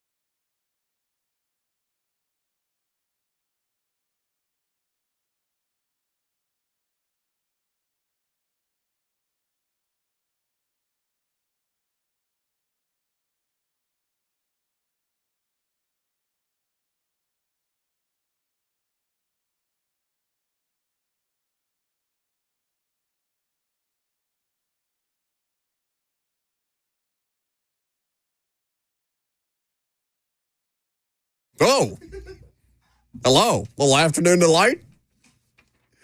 Welcome back to the show. We are fueled by Hattie B's Hot Chicken. What, are you in a mood back there? What's happening? You just delirious after, 5 hours, 5.5 hours I've already? been here too long. So what? That means you gotta get yourself in the mood? I mean, nobody's stopping you. Oh, well, actually, we are stopping you. There are a ton of people stopping me. The camera in the studio is stopping me. Because if there wasn't a camera, you better believe it. How those bottom teeth feel? Smooth and slimy. So, Robert, there's a lot of just problematic things about the way that the segment is starting. We're going to talk about which quarterbacks that weren't good in college ended up making it in the NFL here in just a second. But yes, go ahead and update people on Bert's dental status. He got you since you're so interested in his braces. Yeah. We teased yesterday that Robert was getting his braces off, and they only did the bottom half. So why? What was the logic there? Why couldn't they do all of it? Apparently, there was a spot where he's like, they can get a little bit closer. You had them on for 6 years. You might as well have them on for another 2 weeks. I was like, but I was really going to eat all the things I had been waiting on eating, like nuts and apples and all this. You can't eat apples with braces? It just gets stuck in your teeth and it can pop your wires. Yeah, it's just annoying. Did you never have braces? No, I never had braces. I did in high school. No. I mean, I've got one tooth that's maybe a little impacted. Oh, yeah, I've seen that. Man, they're going to make this as... yeah, it's pretty... I noticed that every time you open your mouth. That is so rude of you. It's pretty apparent. They're really going to make this as painstaking as possible for you, huh? They're just going to go tooth by tooth. I kind of like it, though, because do you guys know the old Frank Sinatra adage that, like, the actresses are not the prettiest women? The prettiest women are the ones that work in the beauty salons and the waitresses. Well, now, he's wrong now, because all the prettiest women work at the orthodontist appointments. Because every time I go in there, it's the Dr. Spangler, all he does is employ baddies. So every time I go in there, I'm happy to be there, happy to be a part of the team. You know what? Leave is them on that for why the music is so horny today? Do you need to be bonked? Stop it! You come back here and bonk me. Come on. I don't want to. I don't know what kind of bodily fluids are going on back there. You know I'm what? concerned. I might as well get my plug in here. You were catching some flack this morning. Me? Yes. Apparently, Ramon Foster can also not swim. And he was allowing you to take the guff of the argument of, Buck can't swim. He's got to use floaties in the water. What a child. But when all along, Ramon also could not swim. So I've prepared a game if we have a lull or you don't want to do something today. Can they or can they not swim? Celebrity edition. I mean, do you want to play that now since we're already here? No. We got to have this quarterback conversation. Yeah, we would have to have a quarterback conversation. We had to have this quarterback conversation 7 minutes ago, and then you decided to start talking about Bert's teeth. Yeah, and we would need music or let's play. Can they or can they not swim? Is this horse a rock band? Celebrity edition. Buck, would you like to start? Sure. Justin Timberlake. Can he swim or would he drown? That man has too many talents to not be able to swim. If that's the one flaw in his game, other than being a jerk to Britney Spears while they dated and probably messing her up mentally, I would say yes, he can swim. Lucas? I think it's going to be a curveball. I say no. You could cry a river and start to drown, but don't expect JT to save you because he cannot swim. Actually cannot swim. That seems like a terrible hole in that man's game. The triple threat can't swim. Let's go with everyone hates Chris actor Terry Crews. Can Terry Crews, with all those big muscles, swim? Or would he sink like an anvil? Well, the muscle weight probably weighs him down. But again, there's no way that human being has made it this far in life without being able to swim. See, the thing about, I get in the lake. I just have to have a life vest on. You know what I'm saying? Like, we'll go to Percy Priest or Center Hill or something like that. I'll get in the water. We're not even talking about a lake. We're talking about a pool. Just can you swim a lap? I'm going to say yes. Surely Terry Crews can swim. What do you think? I said yes. Okay, you were both correct. Terry Crews can swim like a fish. Okay. Last one here. Celebrity couple Chrissy Teigen and John Legend. They can sing, they can act, they can dance, but can they swim? Both collectively? Yes, both of them. Can they both swim or can't they? I'm going yes. I'm going to say no. Neither one of them can swim. John Legend took swimming lessons in the early 2000s and never followed up on it. One last one for you. This is the last one, honestly. Oprah Winfrey, hosting talk shows, but always above water. Can Oprah swim? TSU legend Oprah Winfrey. Oprah can swim. Yeah, I'm going to say yes. There's too much money attached to that woman to let her drown. She has to have swimming lessons. She might be one of the most influential women on the planet, but that doesn't mean she can do everything. She took lessons in 2011 and was scared and never swam again. Wow.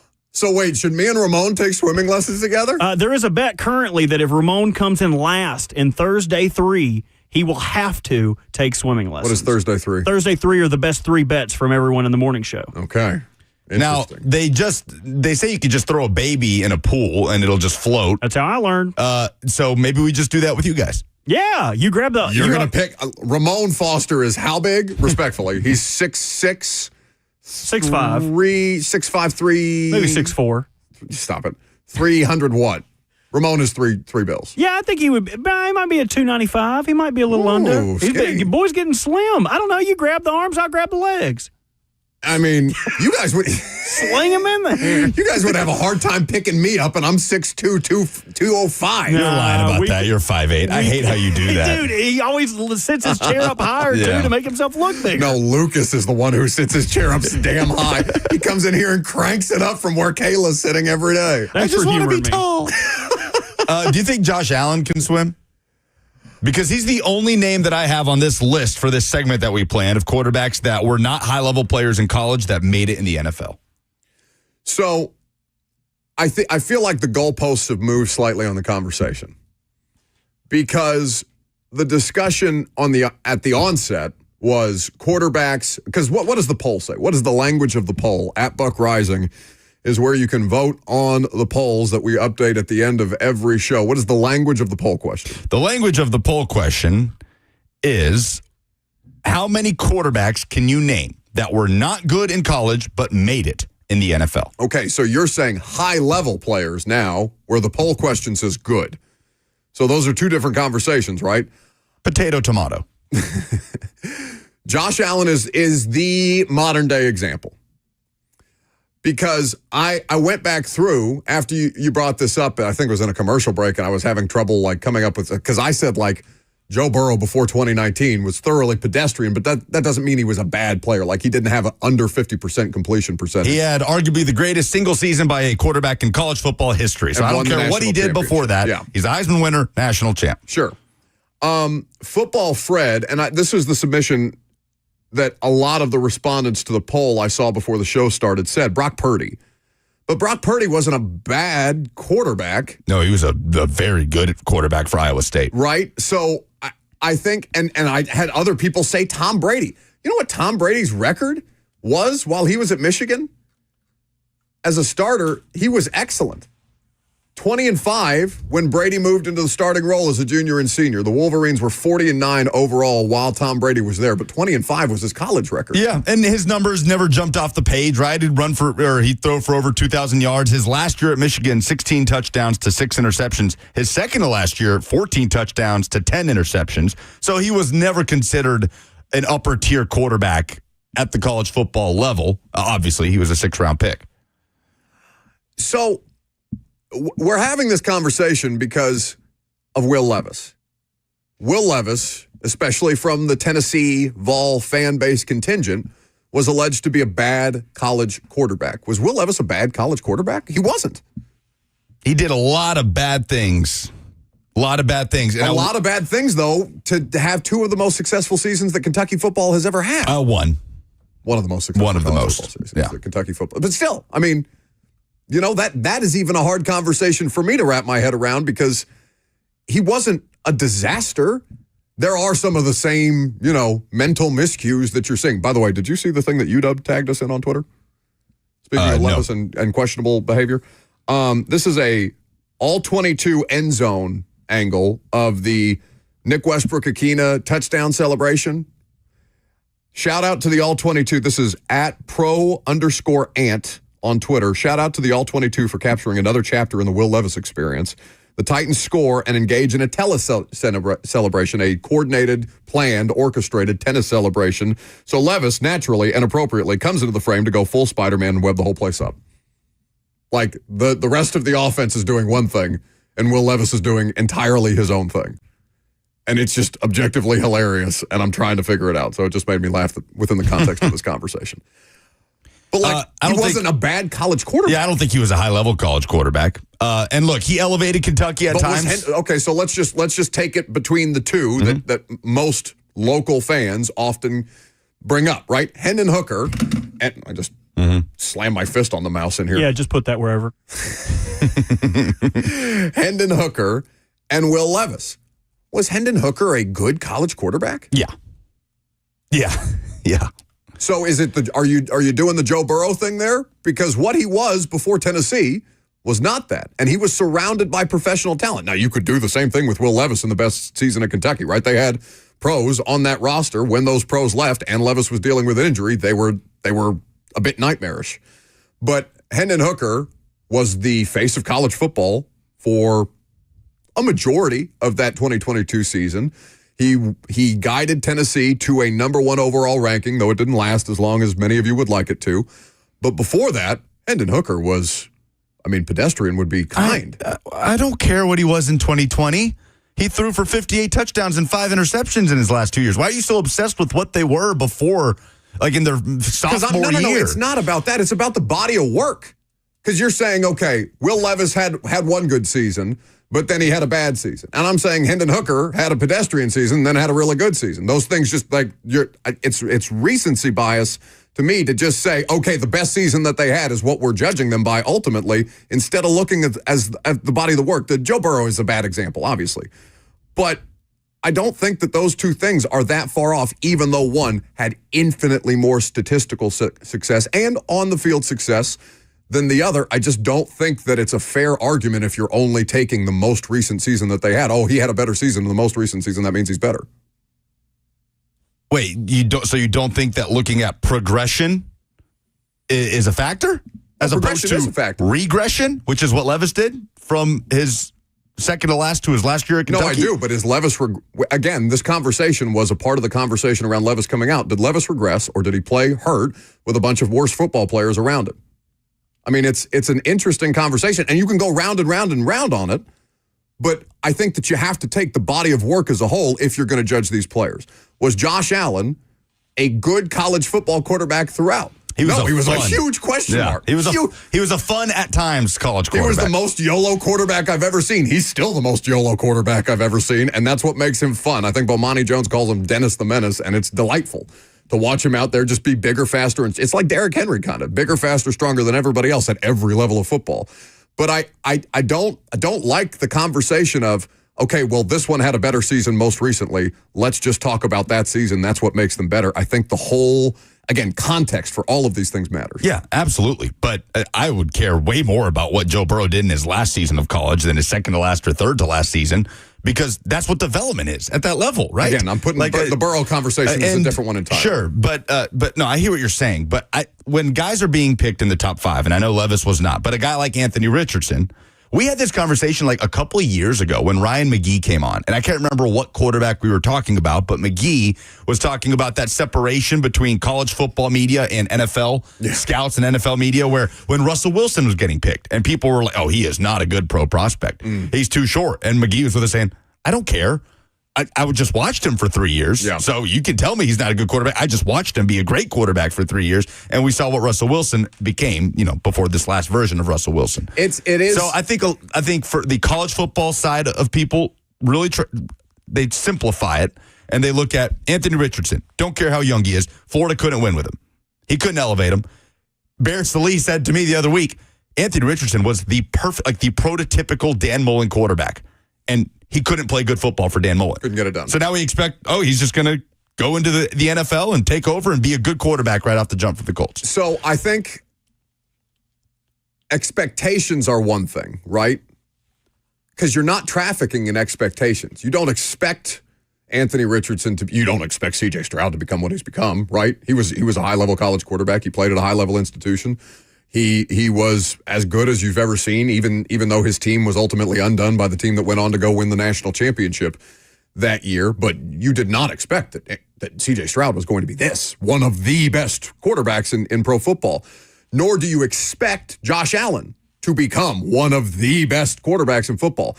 In the first round, especially at the top of the draft, where teams are bad, so it's almost house money type vibes, right? let's see if we can make it. Let's see if we can turn this. Let's see if we can hit the Josh Allen jackpot, right? Because Anthony Richardson is more. He's more. He's more everything than Josh Allen was. So let's see if he can become more at the pro level. That's not expectation. That's hope. Yeah, and more often than not, I think that falls straight flat on its face. Sure. And I will not dispute that. But again, I come back to that organizations fail players far more often, and that we are never seeing that at a higher rate than we are at the quarterback position in today's modern NFL. So whether or not they could have been better in different spots on better football teams or whatever, Trey Lance is an interesting case study for this, right? Because is Trey Lance the example? Because he wasn't good, he wasn't bad, he didn't play enough football for you to get a legitimate determination on Trey Lance. They trade up in the draft to get him. He goes to the smartest guy in terms of offensive football going right now, and they can't do anything with him.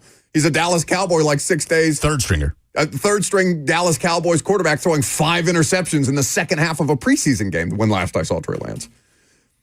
So it's all a part of, we have done this for how many years? How many years has the NFL existed? I don't know. A lot. A lot. And we still don't know how to evaluate quarterbacks more precisely than whenever it was that the quarterback position became relevant. Which is why I'd love for us to just come back to the mean, throw all the traits out the window and say, was he good? Was he good? If he was good, better chance of being good at the highest level than otherwise. Sure. And we're seeing that a lot. But I again, and I know we need to go here, again, that's how teams treat days 2 and 3 of the draft. Was he good in college? Can he produce? Okay, we'll get him. That's not how they treat the first round. Yeah. But I think we asked about Levis. Was he good? Not last I saw him. Anthony Richardson, was he good? No. Talented. He wasn't good. So just wish we would simplify things sometimes. 615-737-1045 is the number if you want to join the conversation. Coming up next, Heisman Watch will get you updated on the latest odds. I'm Buck Rising. It's 104.5 The Zone.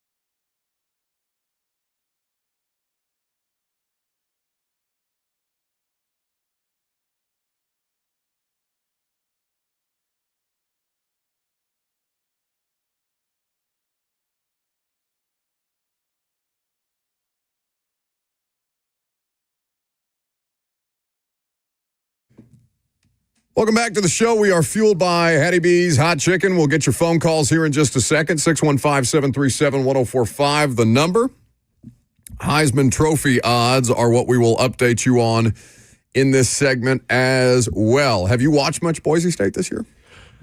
I opened my phone on Saturday just to see what Ashton Genty is doing, because that is the reason to turn on Boise State, and they are a group of 5 contender to get to the playoff. But open the Gamecast for their game against Hawaii, and the first thing that pops up is Ashton Genty, 54-yard touchdown just happened. He's having a crazy season. He's a good example of, was he good in college? Yes. That guy's going to be good in the pros. Yes. Even though he looked like he was running against middle schoolers on Saturday. 615-737-1045 is the number. Let's go to Jewel up next. Hey, how you doing? Good. Okay, so I'm a little late on the dumbest thing in sports, but by far the dumbest things in sports, not just this week, but this year, Billy Napier, your job is gone. Pretty much gone. And you decide to be scared and not go for 2. This is after a win over UCF. If you beat Tennessee, go on a winning streak, possibly you can save your job. But if I'm another university and I saw that boneheaded decision, I don't think I'd hire you. I think his career as coaching is pretty much over. That was the dumbest thing in sports this year, not to go for it when you had nothing to lose and end up losing anyway. Yeah, it's terrible. I mean, it is terrible. If they'd have gotten embarrassed by Tennessee, like if they had gotten run by Tennessee, you think he would have gotten fired? Because he still has a job as of right now. I don't know for how much longer. Yeah, if they had just lost. If they'd have gone to Neyland and got pants. Yeah, if it was 35-10 or whatever. Yeah, I don't know. It's almost. I don't know what's worse, though, going to Neyland and getting pantsed or going to Neyland and being in the game, surprisingly to everybody, and blowing it directly. No, it's worse. Yeah, I mean, you had that team in a position to win the game, and man, many men on the. I look at the too many men on the field before halftime as the most glaring indictment of Billy Napier in that game. I mean, the 2-point thing, though. I don't know. I think that might be the most. It's like and I think I heard Zach Reagan make this analogy earlier this week, but. If you're on the road in college basketball, you draw up the play for the win, not the tie. You go for the win. If you're on the road in college basketball, same thing applies to the SEC on the road, especially in a game it's that tight. I'm not going to lie to you.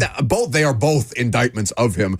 But I agree. I think that the fact that they were close and the coaching job that was done was so egregious that it let the game slip away by 1 score. I think that's more of a reason to fire him than if he'd have gotten blown out. Yeah, there's a big part of me that wanted them to go for 2 in that moment, but maybe because, like, in reality, probably because I just needed the game to be over. I know I didn't want to watch overtime of that, but also I thought I am more confident right now in this defense to stop Florida on a 2-point conversion than in the offense to be able to go blow for blow in overtime. And the offense took care of business in overtime. I mean, they only needed a field goal, and they just pushed Florida into the goal line and scored a touchdown. But I had plenty of confidence in Tennessee's defense in that moment to stop Florida on a 2-point try, even though they had just given up that touchdown. But, that is the Billy Napier experience feels very, very close to over. So Heisman Trophy odds, typically we update you on Tuesday. Honestly, we forgot yesterday, so we will do it today. Right now, Ashton Genty, the Boise State running back, is still the favorite at plus 230. Again, I'm looking at FanDuel. You can get your odds where you like. Dylan Gabriel at plus 260. Travis Hunter at plus 600. I'm surprised that Cam Ward is not higher. I really am. And I know Miami has been in a couple of weird games this season and a lot of weird officiating around those weird games that they have been involved in. They're in Louisville this Saturday. That's a big game. Very tricky. Then Milroe, then Ewers, and that is what the top half of the Heisman Trophy winning odds looks like right now. Ashton Genty, though, is the best college football player in the country right now. Travis Hunter, I think, still is. But he did get hurt last weekend and left the game. They're saying he's going to be available this weekend. I think that's why he dropped, because he had the second best odds as of last week. And Ward did not play last week, and you had Dylan Gabriel have arguably the performance of his career and Genty continue to do what he does. So I'm not too shocked that those guys are rising above and Ward is starting to fall below just because he didn't play. But if Ward has a huge performance against Louisville, then I could see him vaunting right back into that top 3. But it is a legitimately fun Heisman race. Where's the Indiana quarterback? Where is he? Why is he not Curtis Rourke? You did not know his name before then. I saw it in the chat, and I knew that the last name was Rourke, and then I pulled it up on the Heisman Trophy odds, and I saw Indiana in parentheses next to him. You did not know that. I know my coach now, though. Did you see the clip I sent you? It's going to be my Friday Fire. It's excellent. It is so good. I think I might actually have to watch the Indiana game this weekend. It's a huge game. If for no other reason than to watch Will Compton lose. No, if for no, God, you are so bad at being a football fan. How do you do this for a living? You watch the game because it's a huge game, not because you want to talk trash to Will Compton. Because it's a huge game. Undefeated Indiana, 1-loss Nebraska. Big Ten matchup between two teams that are way further along than we thought they would be at this point, especially your alma mater. That's why you watch the game. But I've never watched them before in my life, so if I'm going to root for them, I'm going to root for reasons that I want to root for them now, which is to see my friend lose. We will not allow you to gloat if Indiana wins on Saturday. Yeah, but I will. We'll cut your mic off. You don't control your mic. Tennessee? That'd be an interesting game right now. Is Indiana better than Tennessee? People are asking. No one is asking. You are asking. Lowdown on the F&M Bank chat says Nebraska will shut Indiana down. They've played nobody. Indiana? Yeah. I mean, I'm sure that's true. That is true, but they're fun. They are undeniably fun. Jimmy is up next. Hey, Jimmy. Hello, boys. Hey. Beautiful day. So this whole professional quarterback thing, if you look at what the Titans did the last several, Vince Young, Jake Locker, Marcus Mariota, all arguably good quarterbacks in college. Yeah. None of them did anything of note. Vince had a decent rookie season, rookie of the year, I guess. But and then they pivot and go to Will Levis, who arguably did not have a very good college career, but he had a lot of talent, and neither have worked out as of late, right? I think that the quarterback position has become such a smart person's position.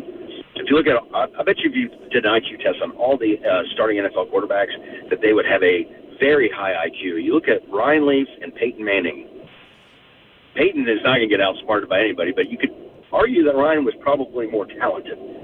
But I don't think he could handle it mentally. So I really think it's a mental thing. I think you need to look at mental acuity in quarterbacks more so than just talent.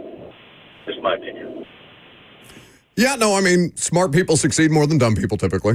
That seems a bit reductive, but they've been trying different versions of quarterback IQ tests for years, haven't they? Didn't they? What's the local company that just got dragged? S2. For what happened with C.J. Stroud because they graded him out as one of the worst people to ever take such a test?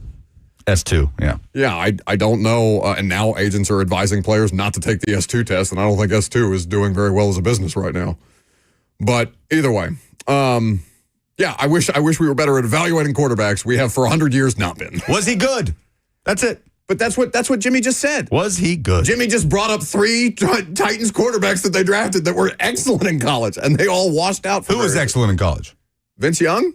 Yeah, Vince Young was excellent Marcus in college. Mariota? That was excellent in college. What are you talking about? But was he bad? If he was bad, then the answer is definitely no. At least we know that. Shut up. Go to break.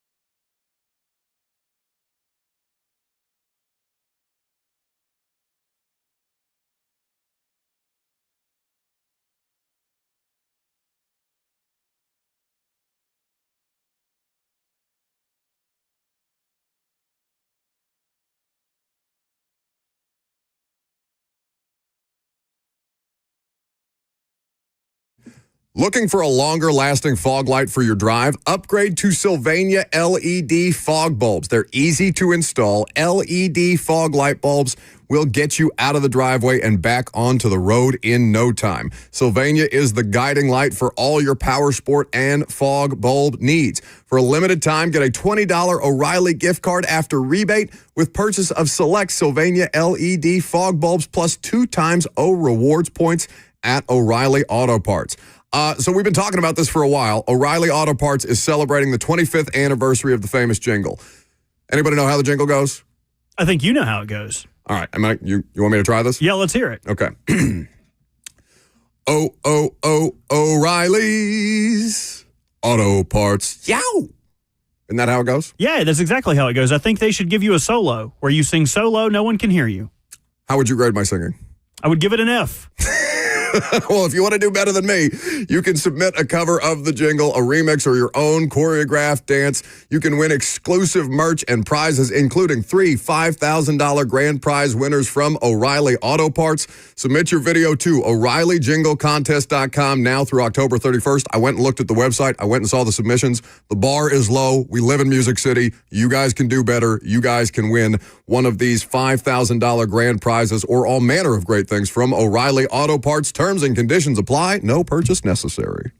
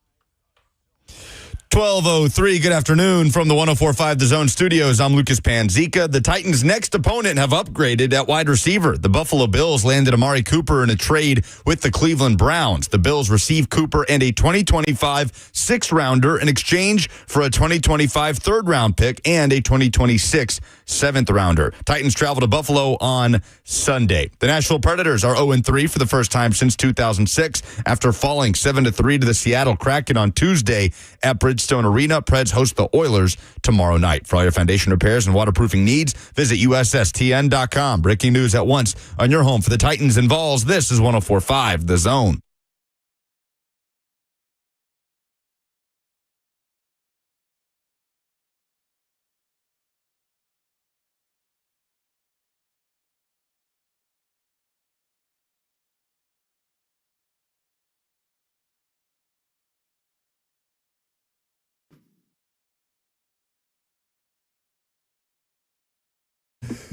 Welcome back to the show. Final hour is upon us. We're moving fast today. We're happy to have you. You can jump in. Facebook, YouTube, Twitter, and Twitch is where you can live stream the show. We have new cameras. You should watch the show sometime. While you're there, leave a like on the YouTube video if you're so inclined. If you want to listen to us the traditional way on FM radio, you can do that. The 104.5 The Zone app, wherever you are. Thanks for hanging. Lucas, Bert, and me are with you for about 56 more minutes. And Brian Callahan is going to speak. The Bills traded for Amari Cooper. The Titans play at the Bills on Sunday. Bills add a legitimate number one wide receiver.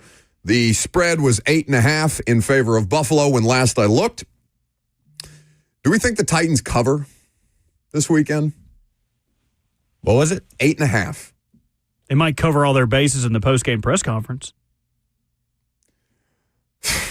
I mean, is anybody... I'll send us right back to break. You better act like my jokes are funny. You know, when Steve Harvey makes a bad joke on Family Feud, everybody...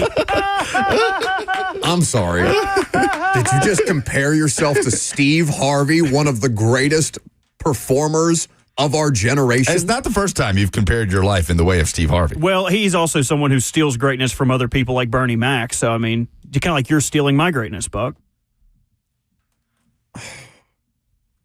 Who would this make you in the original Kings of Comedy? I think you would be Cedric the Unentertainer. Oh, yeah, laugh at that one. Because it's about me. I think things about me are funny. I'll laugh at those things. No, I don't know. The Titans, I would not, if I were a betting man, bet on the Titans to cover in Buffalo. Not even to cover. 8.5 is a huge line in an NFL game. And this is a defense that's playing pretty well. Pretty well. I know statistically they're up there among the best. They just lost by 7 to the Colts at home. Yeah, and the Colts left points on the board, honestly, at many given opportunities. Man, I honestly don't know. Here's the thing. I don't know how they're going to handle this.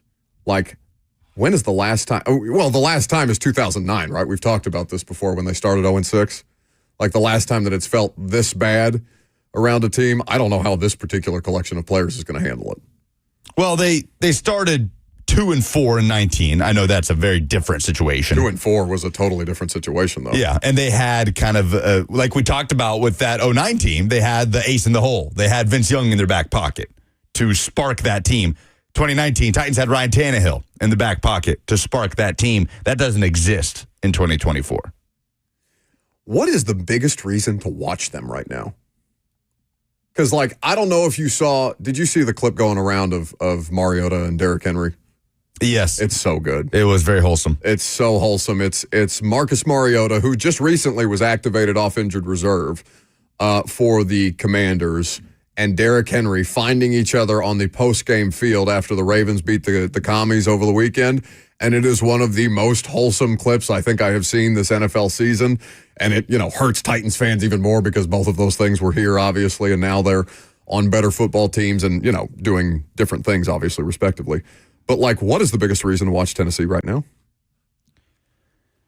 I mean, to see if Will Levis will have a maniac moment and you can make fun of it. Like, I don't know what is drawing people to watch them. The opponent? It's unfortunate that that's the conversation that we're having because we would have said even a few weeks ago, if you had told us Titans will be 1-4, what will be a reason to watch? We would have said, well, still the quarterback, right? That's the point of the season. But I think so many people So many people are there. They're there. Bart on the F&M Bank chat says, want to see if Levis is going to do meme things. That's what I'm saying. Just to see if the quarterback will screw up. Are people hate watching them? The Ripple Effect says, biggest reason to watch the Titans for me is to see Sweat and the offensive line progress. But it's tough. If you're talking about a rookie nose tackle and an offensive line group is your biggest reason to tune into your football on Sunday. And again, those are important things. I understand. Because you're right. Like, if you care about what this football franchise is going to end up being, then you have to care about all of the things that are here currently. But I'm talking about reasons for people to watch them this season as a product. Yeah, the fact that we're having that conversation in week 7, it's very unfortunate. So Callahan's going to speak. We'll carry the press conference for now. Again, like if they're 1-5, 1-6, I don't know how much more we're going to do. That much press conference stuff. We'll play clips, obviously, but like live press conference coverage, I don't think is something that's necessary. If it continues on this trend, is there any reason for optimism about them going to Buffalo and to Detroit in the next 2 weeks? 2 division leaders, 2 4-win teams right now through 6 weeks of NFL football. Like, It has the feelings of that Miami Monday Night Football game last year where you're like, oh, they're going to go down there and get dummied on national television because they can't keep pace with one of the best offenses in the National Football League right now. And then Tyreek Hill misses a quarter and a half and you work your way back into that game with like 3 minutes left after you've played pretty poorly, honestly, Levis, for three and a half quarters of that, maybe 3 quarters of that game. I don't know, other than dumb luck and trying to manifest it, what sound football or tactical reasons that I can come up with that this football team could go on the road against 2 quality opponents and win a game. Well, you want reason for optimism. Not reason for optimism. That's what you just asked for. Anything. Is that 3 of their 4 losses they've been in are one-score games, right? Games. Like, so that's, and this is the NFL, right? Just because the Bills look like Super Bowl contenders doesn't mean the Bills are going to rout every opponent that they're, favored by 8 against. Sure. So they've been in every game except one, and they haven't played a team like the Buffalo Bills yet. They have not played a contender like the Bills yet. The Colts are the best team that they've played. Oh, I would disagree with that. The Colts with Joe Flacco are the best team that they've played. Who is a better team than the Colts with Joe Flacco? Do not tell me the Jets. I'm going to laugh you out of the building. I'm taking the Jets with Aaron Rodgers. What? I'm taking Aaron Rodgers over Joe Flacco every day. What are you watching? I don't care. I'm taking that. It's not about the quarterback, Lucas. They can't protect him. That's why the Devontae Adams thing doesn't make any damn sense, because he doesn't play guard or tackle. And the Colts can't stop anybody. But I'm taking the Jets roster plus Aaron Rodgers. Team? No, I'm taking that. What? I'm taking Aaron Rodgers and the Jets over the Colts and Flacco. You're nuts for that, for sure. Packers are a better team than the Colts. With Malik Willis, the Packers were a better team? Or did they just miss a bunch of tackles? Malik Willis and the Packers played the Colts and beat them soundly. So, yeah, I'm comfortable saying that. So, no, the Colts are not the best team the Titans have played. I would argue that they are the most quality opponent from top to bottom that the Titans have played to date. But that's neither here nor there. That's only because you picked them, Shane Steichen, to win Coach of the Year. I also picked them to finish 4th. So, It's a wild take. Hey, man. Derrick Henry, Offensive Player of the Year. Jaden Daniels, Rookie of the Year. We're trending in the right direction. Look at Bert. See, settle down back there. This is why he's playing all the horny music today, because he's excited about the Ravens. Does anyone have a napkin? Oh, got a break.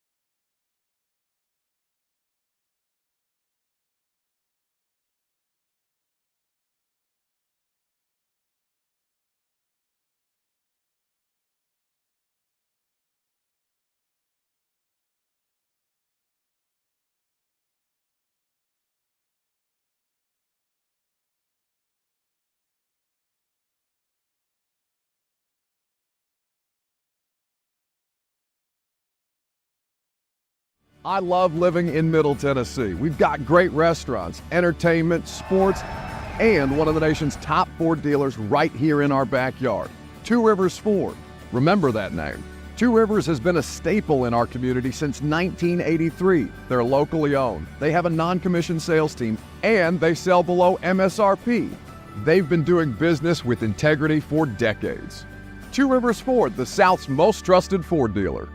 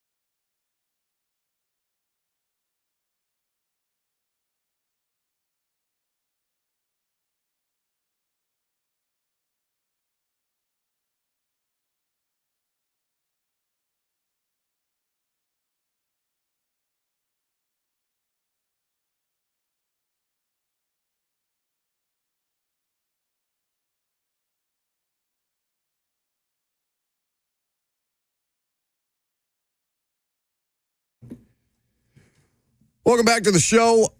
We are fueled by Hattie B's Hot Chicken. Titans head coach Brian Callahan has just made it up to the podium. You'll hear from him in just a moment from now. 615-737-1045 is how you join the conversation. In the meantime, Tajay Spears not practicing today. A variety of different questions that are going to be asked. We go now to St. Thomas Sports Park. Practice today, again, week to week, so we'll see how it goes through the week. But as today, he'll be out, and then Coburn will still be out.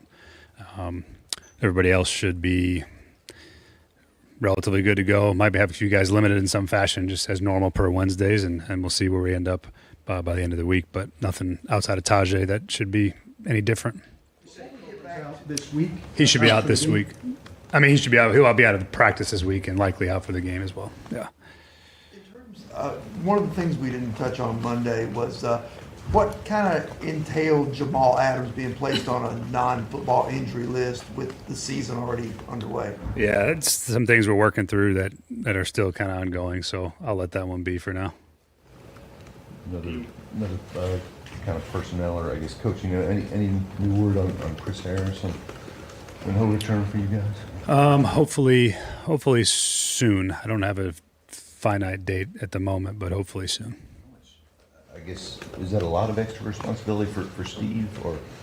I mean, it's you're down manpower, so it's always more for everybody involved when you take somebody out of your normal workflow and division of labor. So, but we've had guys have handled it. Steve's coached the entire room before. Denard's involved in it, and Perry Carter is here as well as one of our kind of seasonal interns, and he's coached the DBs in the league for years too. So we got people that could help pick up the slack, and then we'll welcome them back when it's time. Is there any expectation that Jamal could be elevated off this list at some point, or is it just kind of indefinite? I think it's kind of status quo for now. How it is how it is, and we'll see where it ends up. Brian, what's the process of marrying a specific quarterback style to the system, and how long do you think that can take in your experience? I think it's always a give and take process. You're trying to figure out what they do well and what they show to do well, and then things that they actually say they like. So it's all that stuff. We have enough flexibility to sort of do any of the things offensively that we need to do to make somebody quarterback, receiver, running back feel like they're comfortable and they have enough things in their toolbox to go play football for us. So a lot of it you discover as you play. This is my first 4 or 5 games. I mean, really with Will. So we're learning as we're going, and we're building as we go. And there's things that I'm discovering, and things that I like, and things that we'll do more of as we keep moving. So it's a process. It's not an immediate thing. It doesn't happen, in a game or two. It takes a couple of games, and that part of it I think is just a back and forth process between myself, our offensive staff, and the quarterback. And it's not just him, it's other guys too, that you're trying to find what they do well and where they fit, and how do you best activate them in the scheme. So it's sort of a weekly process for us. When you go back and look at some of the disconnect, I guess, for lack of a better term, in the passing game, how much of it has been ball not in the right place, how much of it has been receiver not in the right place, and how much of it is ball not delivered on time? It's an execution. It's an execution issue.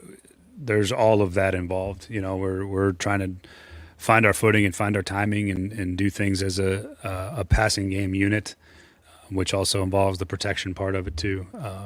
So I think everyone's got a hand in it, and I certainly do as well. But it's one of those things. Whenever you're not connecting, it's usually one of those things. Whether it be a route depth or timing is off, the quarterback's throw is off, what they see is different than maybe what they thought they saw, and they go back and look at it. So there's a lot of things that go into it, but it's certainly something that we've spent a lot of time and effort on as of late, trying to make sure we continue to refine it and get our timing down so we can have more success, because we need to be better in the passing game.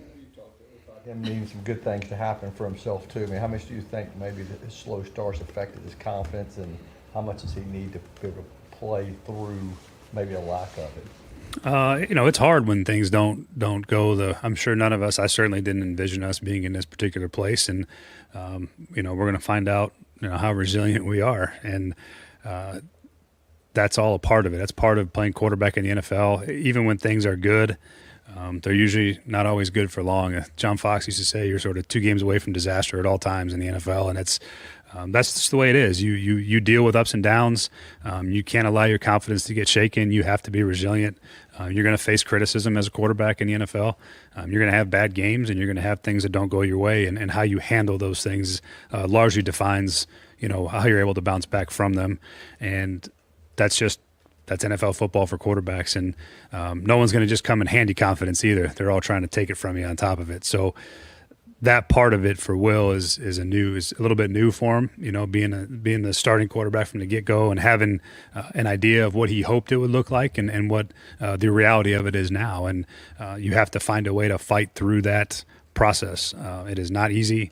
It's not easy for any of us to fight through negativity and to fight through wavering in your confidence. But the best quarterbacks in the NFL, they find a way to not waver. And they still believe in their ability, and they believe in what they're doing and how they do it, and they trust that, and they just keep pushing forward. So that's the best way I can describe it. Certainly, if you're not playing well, your confidence dips, and you have to find ways to get through that lull, that slump, whatever you call it, to play better. When you got here, the offense is always going to have enough plays. There's always going to be enough scheme. Yep. And you've talked about, some of your play calling and stuff, but given the context of what's happened en route to 1 and 4, how do you contextualize that? Learning about our football team and learning what guys do well and what positions we can put them in to better highlight those strengths. That's everybody. That's the offensive line. That's the running backs. That's in the run game. So all of those things, again, we have the ability to do a lot of different stuff, and we have to find some things that we're good at too, and I think we found a few things we're good at. We got to keep finding things that we can do better.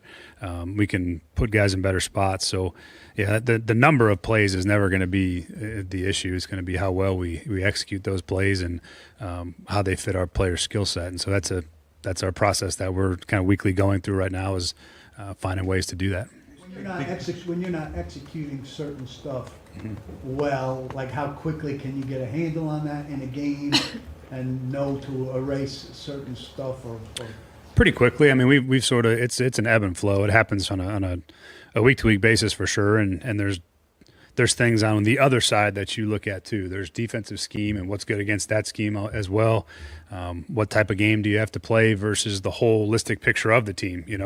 What's their offense and defense look like? What style of game do we have to play to win this week? And like I said before, it's always a week-to-week league, and there's always things that come up with how the style of play that you play with each week. So that's all part of the factor on how you decide what you're going to do and how you're going to do it. But we've definitely had things that we've not lean much into because I don't think there are strengths, and there's some other things that we've leaned more into because I think we're good at it. But got to keep finding more of those because, again, we got to score more than 17 points to put ourselves a chance to win games.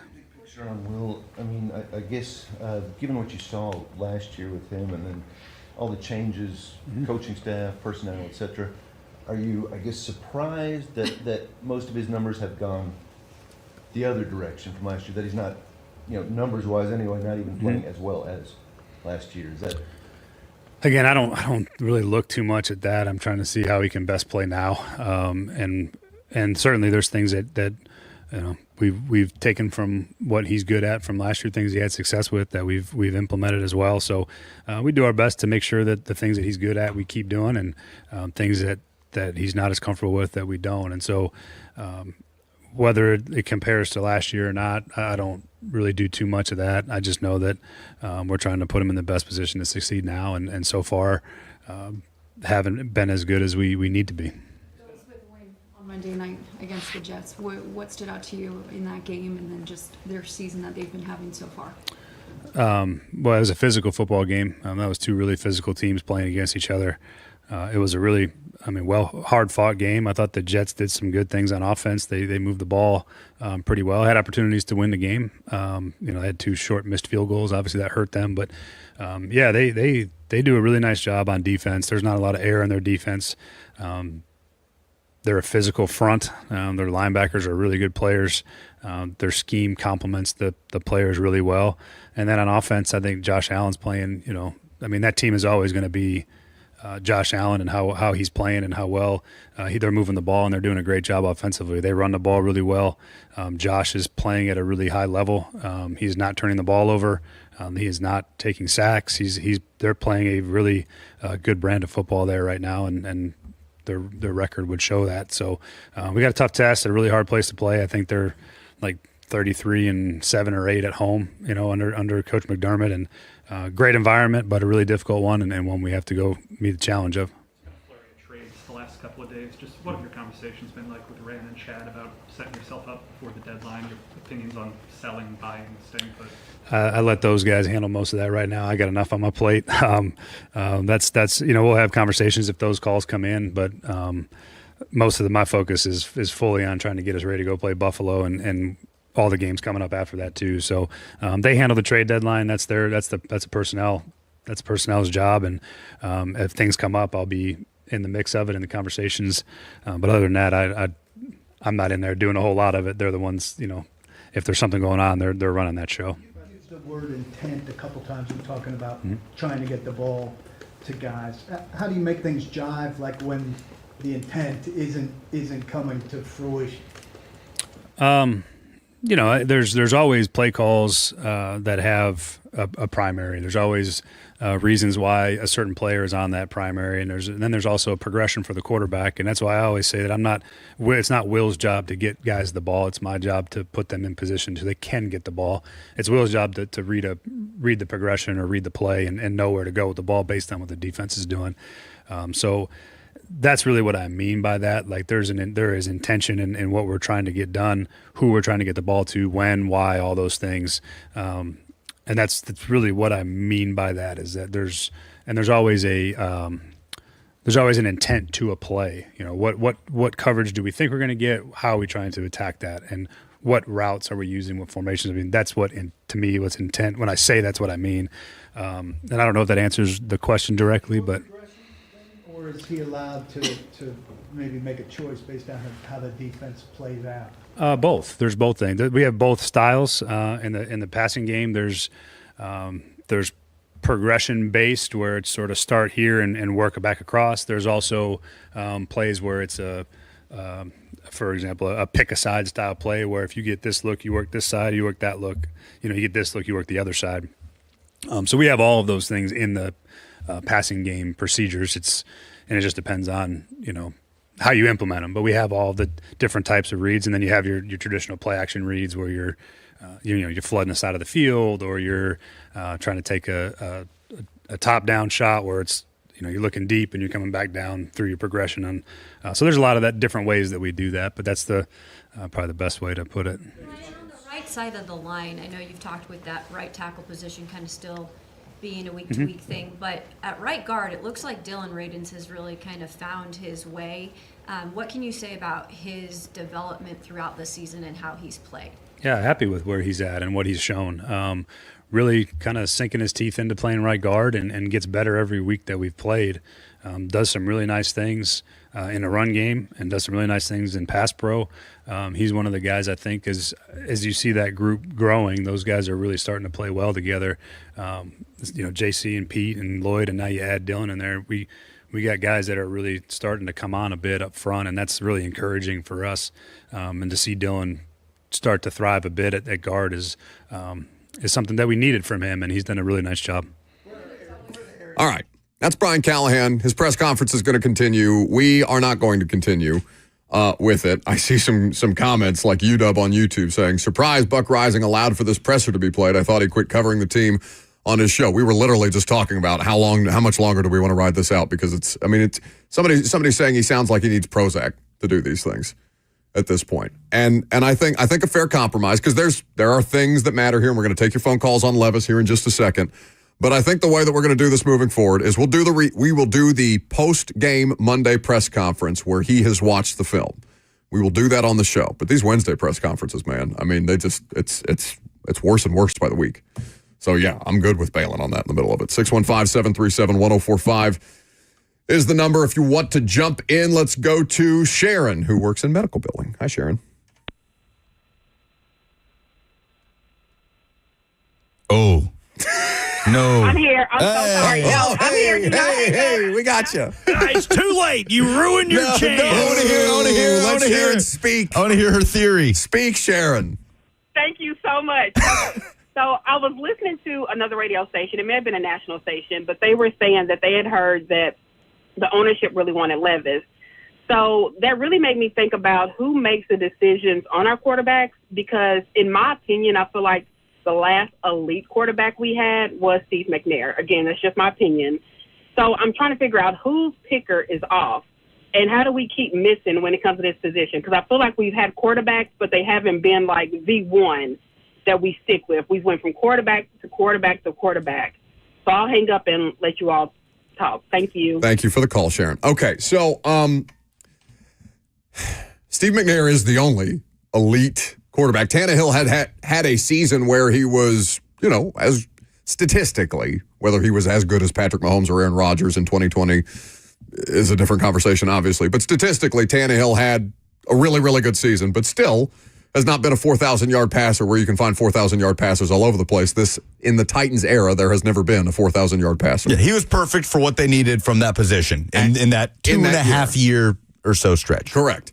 So to answer your question, it's not just a Titans thing when it comes to finding the one, right? Think about how many organizations have struggled to find the one when it comes to the quarterback, and how even fewer still quarterback or organizations have been able to find a guy like a Steve McNair or, Peyton Manning and Tom Brady are a different class, but like even Ben Roethlisberger or Phillip Rivers. Are we at a point with quarterback play where organizations are churning through young quarterbacks faster than ever, and also quarterbacking was in an elite, like from the level of competitiveness top to bottom in the league, where you're talking about Brady, Breeze, Manning, Roethlisberger, the other Manning, Rivers, on and on and on and on, where Joe Flacco, who looks like, he can be a playoff caliber quarterback, is still playing at 40 years old.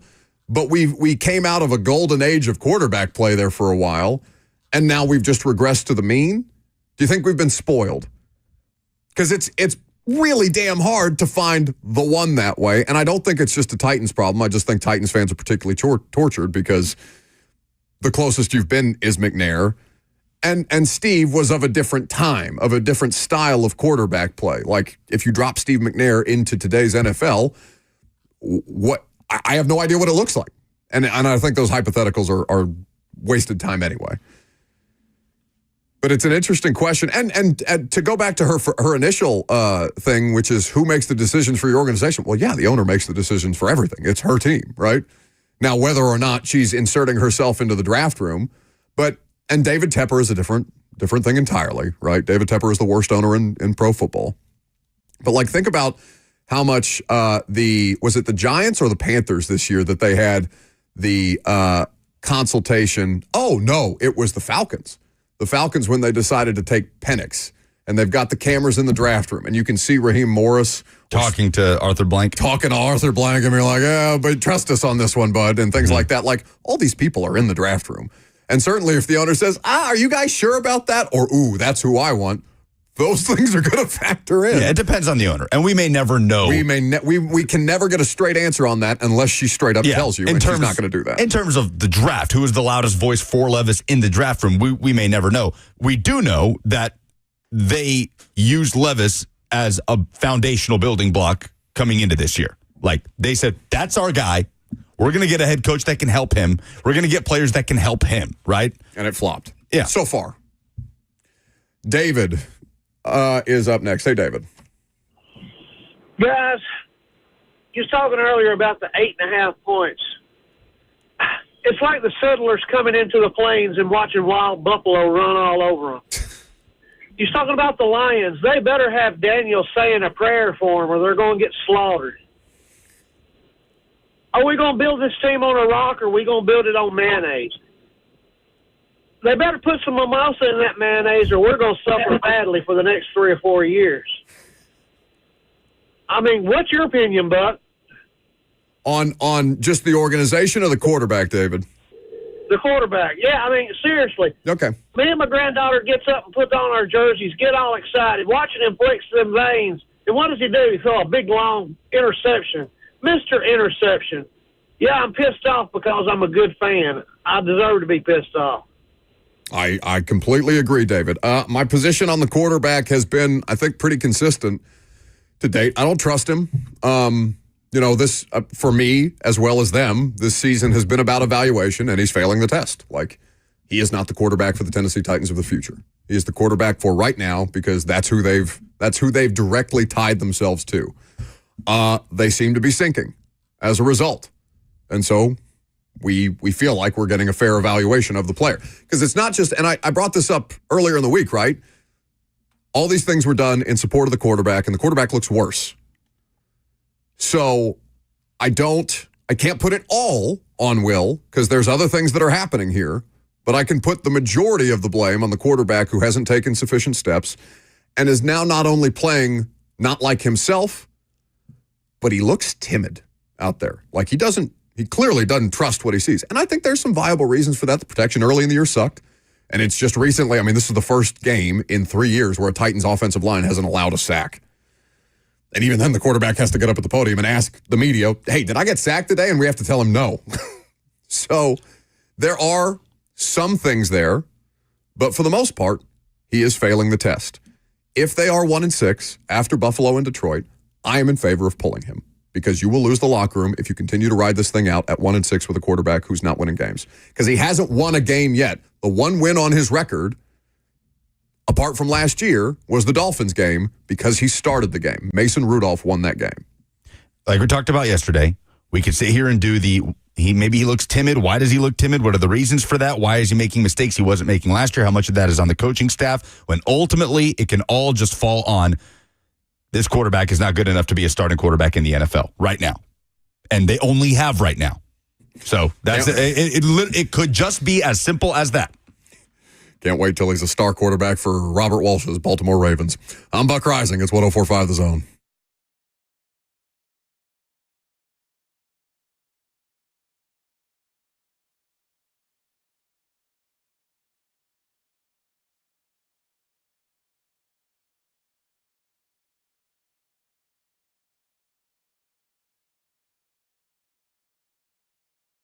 If you've been thinking about a new truck for yourself or your business, now is the time to get to Two Rivers Ford. Two Rivers Ford has one of the largest inventories of trucks in the Southeast, and they have the best prices around. When it comes to financing, Two Rivers has great rates, like 1.9% for 36 months on the 2024 Super Duty XL and XLT. So get in touch with non-commissioned salespeople at Two Rivers Ford today.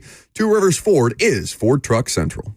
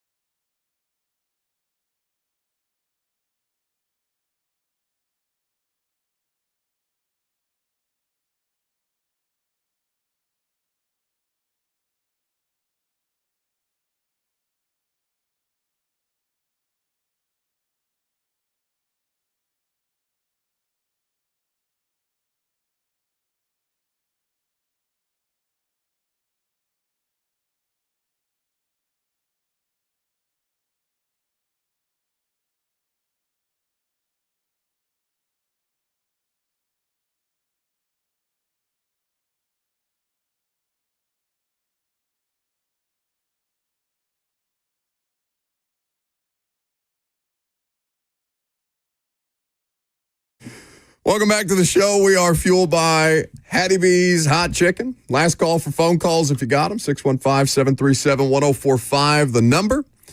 Got the install with Greg Cosell. New episode for you tomorrow morning is when you can find that in your podcast feeds. We'll probably be talking a lot about Amari Cooper and the Bills, and that is who the Titans play next. But the Titans need to win some games in order to make the podcast at this point, because there's precious little reason to break them down on an NFL show with Greg Cosell. But we'll get there.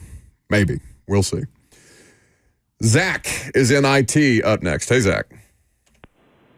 Hey, guys. Long-time listener. First-time caller. Yeah. Nice. I just want to let y'all know, thank y'all. Y'all make my drive so much easier just listening to somebody else talk about Titans football, because it's hard to watch. It is hard to watch. But I've got something that's been rattling in my head for a while, and it's been talked about a little bit. After the Dolphins game, they said, Brian came out and said Will's going to play if he's 100% and if he's ready to go. But after the last game, he said he wasn't 100% ready to go. Somebody's not saying something right. Something got missed. It just doesn't seem like it's connected there. And I don't see us making it far out of this, and I don't blame it on him at all. But it just kind of, it's just rough to watch, man. I hate seeing this, you know. But yeah, that's it, guys. It's gonna be all right, Zach. It's not your fault. No, I don't think it is going to be all right. I think that's his point. I mean, it's going to be all right when you get a new quarterback, maybe, right? But even then, you don't know. So about the 100%, if he's healthy, he's going to be our starting quarterback, and then the quarterback has an injury and he plays.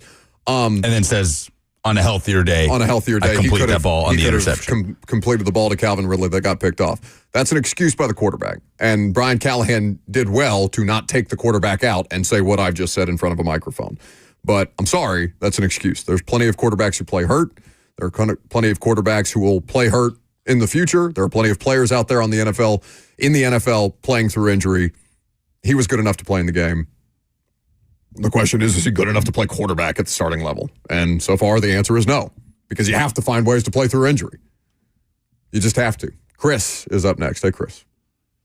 What's going on, fellas? Appreciate you. I'm calling all the way from Tampa. I love your show. Oh, I hope everything's okay in the area there, Chris. We are slowly, as a community, getting back together, but I appreciate that. I hope you haven't started the 60-second timer, because that shouldn't count. But I just wanted to call in. If we kind of look at what we got going on in the NFL, is you got quarterbacks who bust left and right. Zach Wilson, Marcus, Jameis, Zach Wilson, right? If our organization says, let's let Will Levis go out there and we'll see what we have in him, and we win 3 games, so then we go and take a quarterback. Well, if he sucks, just like most of them do, this year's an outlier. Like most years do, we have bad quarterbacks coming in. They're not ready. It takes some time to develop. Why aren't we just riding out with a backup quarterback who's capable of playing? We're talking about Flacco. He's seen everything. He's still winning. Andy Dalton comes in for Carolina and wins ball games. Sam Darnold, 5 different teams winning ball games. At some point, why is our organization just not going to say, hey, let's go out there and let's perform? We've got guys who are... Chris didn't want the music. He got the music anyway. That was brutal. That was mean. Should not have done that. That's the rules. I don't make the rules. Thank you for the call, Chris, and hope everything gets really cleared up in Tampa. Yeah, no, Tampa, St. Pete, just Florida in general, and Carolina, and East Tennessee. I mean, the disasters from the hurricanes, awful. But to your point about riding things out with a backup quarterback, yeah, you may have to at 1-6. But you had no choice. Well, okay. Did they have a choice between Levis or what, Malik? What do you mean? Like coming into the season, did they have a choice that was not named Will Levis? Because they made the choice that was Will Levis. They had choices. I mean, they had Mason Rudolph. They have Malik Willis. They traded Malik Willis. They named Will Levis well before coming into the season or training camp. They named Will Levis when Amy Adams Strunk is talking about our franchise quarterback and finding a coach to support him. She mentioned him in the statement when they fired Mike Vrabel. So the decision was made. You made a choice. Your choice was Will Levis. And now you're seeing your choice through. Your choice is failing you. Things around him are failing because he is failing. So you had to F around and find out. You've F'd around. You found out. And that's kind of where we're at with the quarterback. Now, again, could they do the improbable and win 2 road games at Buffalo and Detroit and that make a difference? Would it make a difference? Actually, no, because you'd be a 3-win team instead of a 1-win team. And how much better is that? Weeks or less than a week ahead of the NFL trade deadline at that point. This team knows what it needs to know about Will Levis. Putting Mason Rudolph out there for the Wolves in Buffalo and Detroit is not going to do anything. I mean, it does give him a better chance to win as far as I'm concerned. But definitely would have in Chicago or against the Jets. And against the Jets. Maybe not against the Packers because your defense couldn't make a tackle. Polls, please.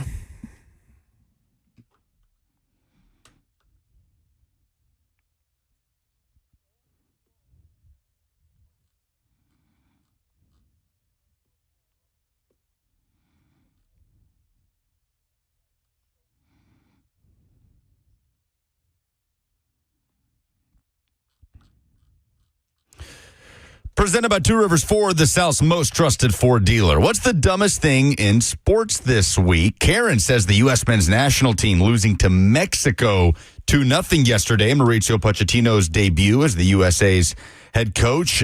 Jack says Titans getting more penalty yards than Levis had passing yards. Josh Downs. This is a stat from Mike Hernan. Josh Downs as a punt returner had more yards than the Titans offense did from scrimmage. Ouch. What is the level of battered Vol syndrome going into the Alabama game? Majority 43.3% are saying it's flaring up a little bit. 34.7% say it's through the roof. 12.7% say it's dormant. That's where I am at the moment. 9.3%. The least amount of votes saying Vols win guaranteed. Vols win guaranteed. Chesty after surviving a bad Florida team. Who's currently your Heisman favorite? Ashton Genty, the Boise State running back, 67.5%. Majority are going with Genty. 23.6% still say Travis Hunter. 5.7% Cam Ward. Only 3.3% give it to Oregon quarterback Dylan Gabriel at the moment. Apologies, I've been mispronouncing his last name. Yeah, you've been calling him Gene T. Yeah. Have you guys seen Travis Hunter responded to the comments? No, Maybe I we haven't. can play that tomorrow. Yes. Okay. Oh, be sure to listen tomorrow. 24-hour tease, baby. Genty, by the way, already 1,248 yards and 17 rushing touchdowns this year. And he's averaging 9.9 yards per carry. And that's less. That's a yard less than he was last week. How many quarterbacks can you name that were not good in college but made it in the NFL? Joseph says Josh Allen and Jordan Love of current starters. We didn't name Jordan Love. We didn't bring up Jordan Love. Yeah, he was excellent in his second to last year at Utah State. The numbers are not good for that 2019 season at Utah State. He's looked like a competent NFL quarterback, but that took 4.5 years. I know he was sitting, but still took 4.5 years. Everybody else saying Josh Allen is pretty much the only example. Austin Stanley texted and tweeted us a diagram, which I think kind of sums it up. The question, was he good in college? If it's yes, maybe he'll be good in the NFL. If it's no and he's not Josh Allen, he will be bad in the NFL. We did it. We fixed quarterback evaluation. If only the NFL teams could do the same. Those are the polls. Excellent. That's the show. Thanks for hanging out. Back at it tonight with Primetime, 7 p.m. Central Time. Radio show starts tomorrow at 10. See you guys.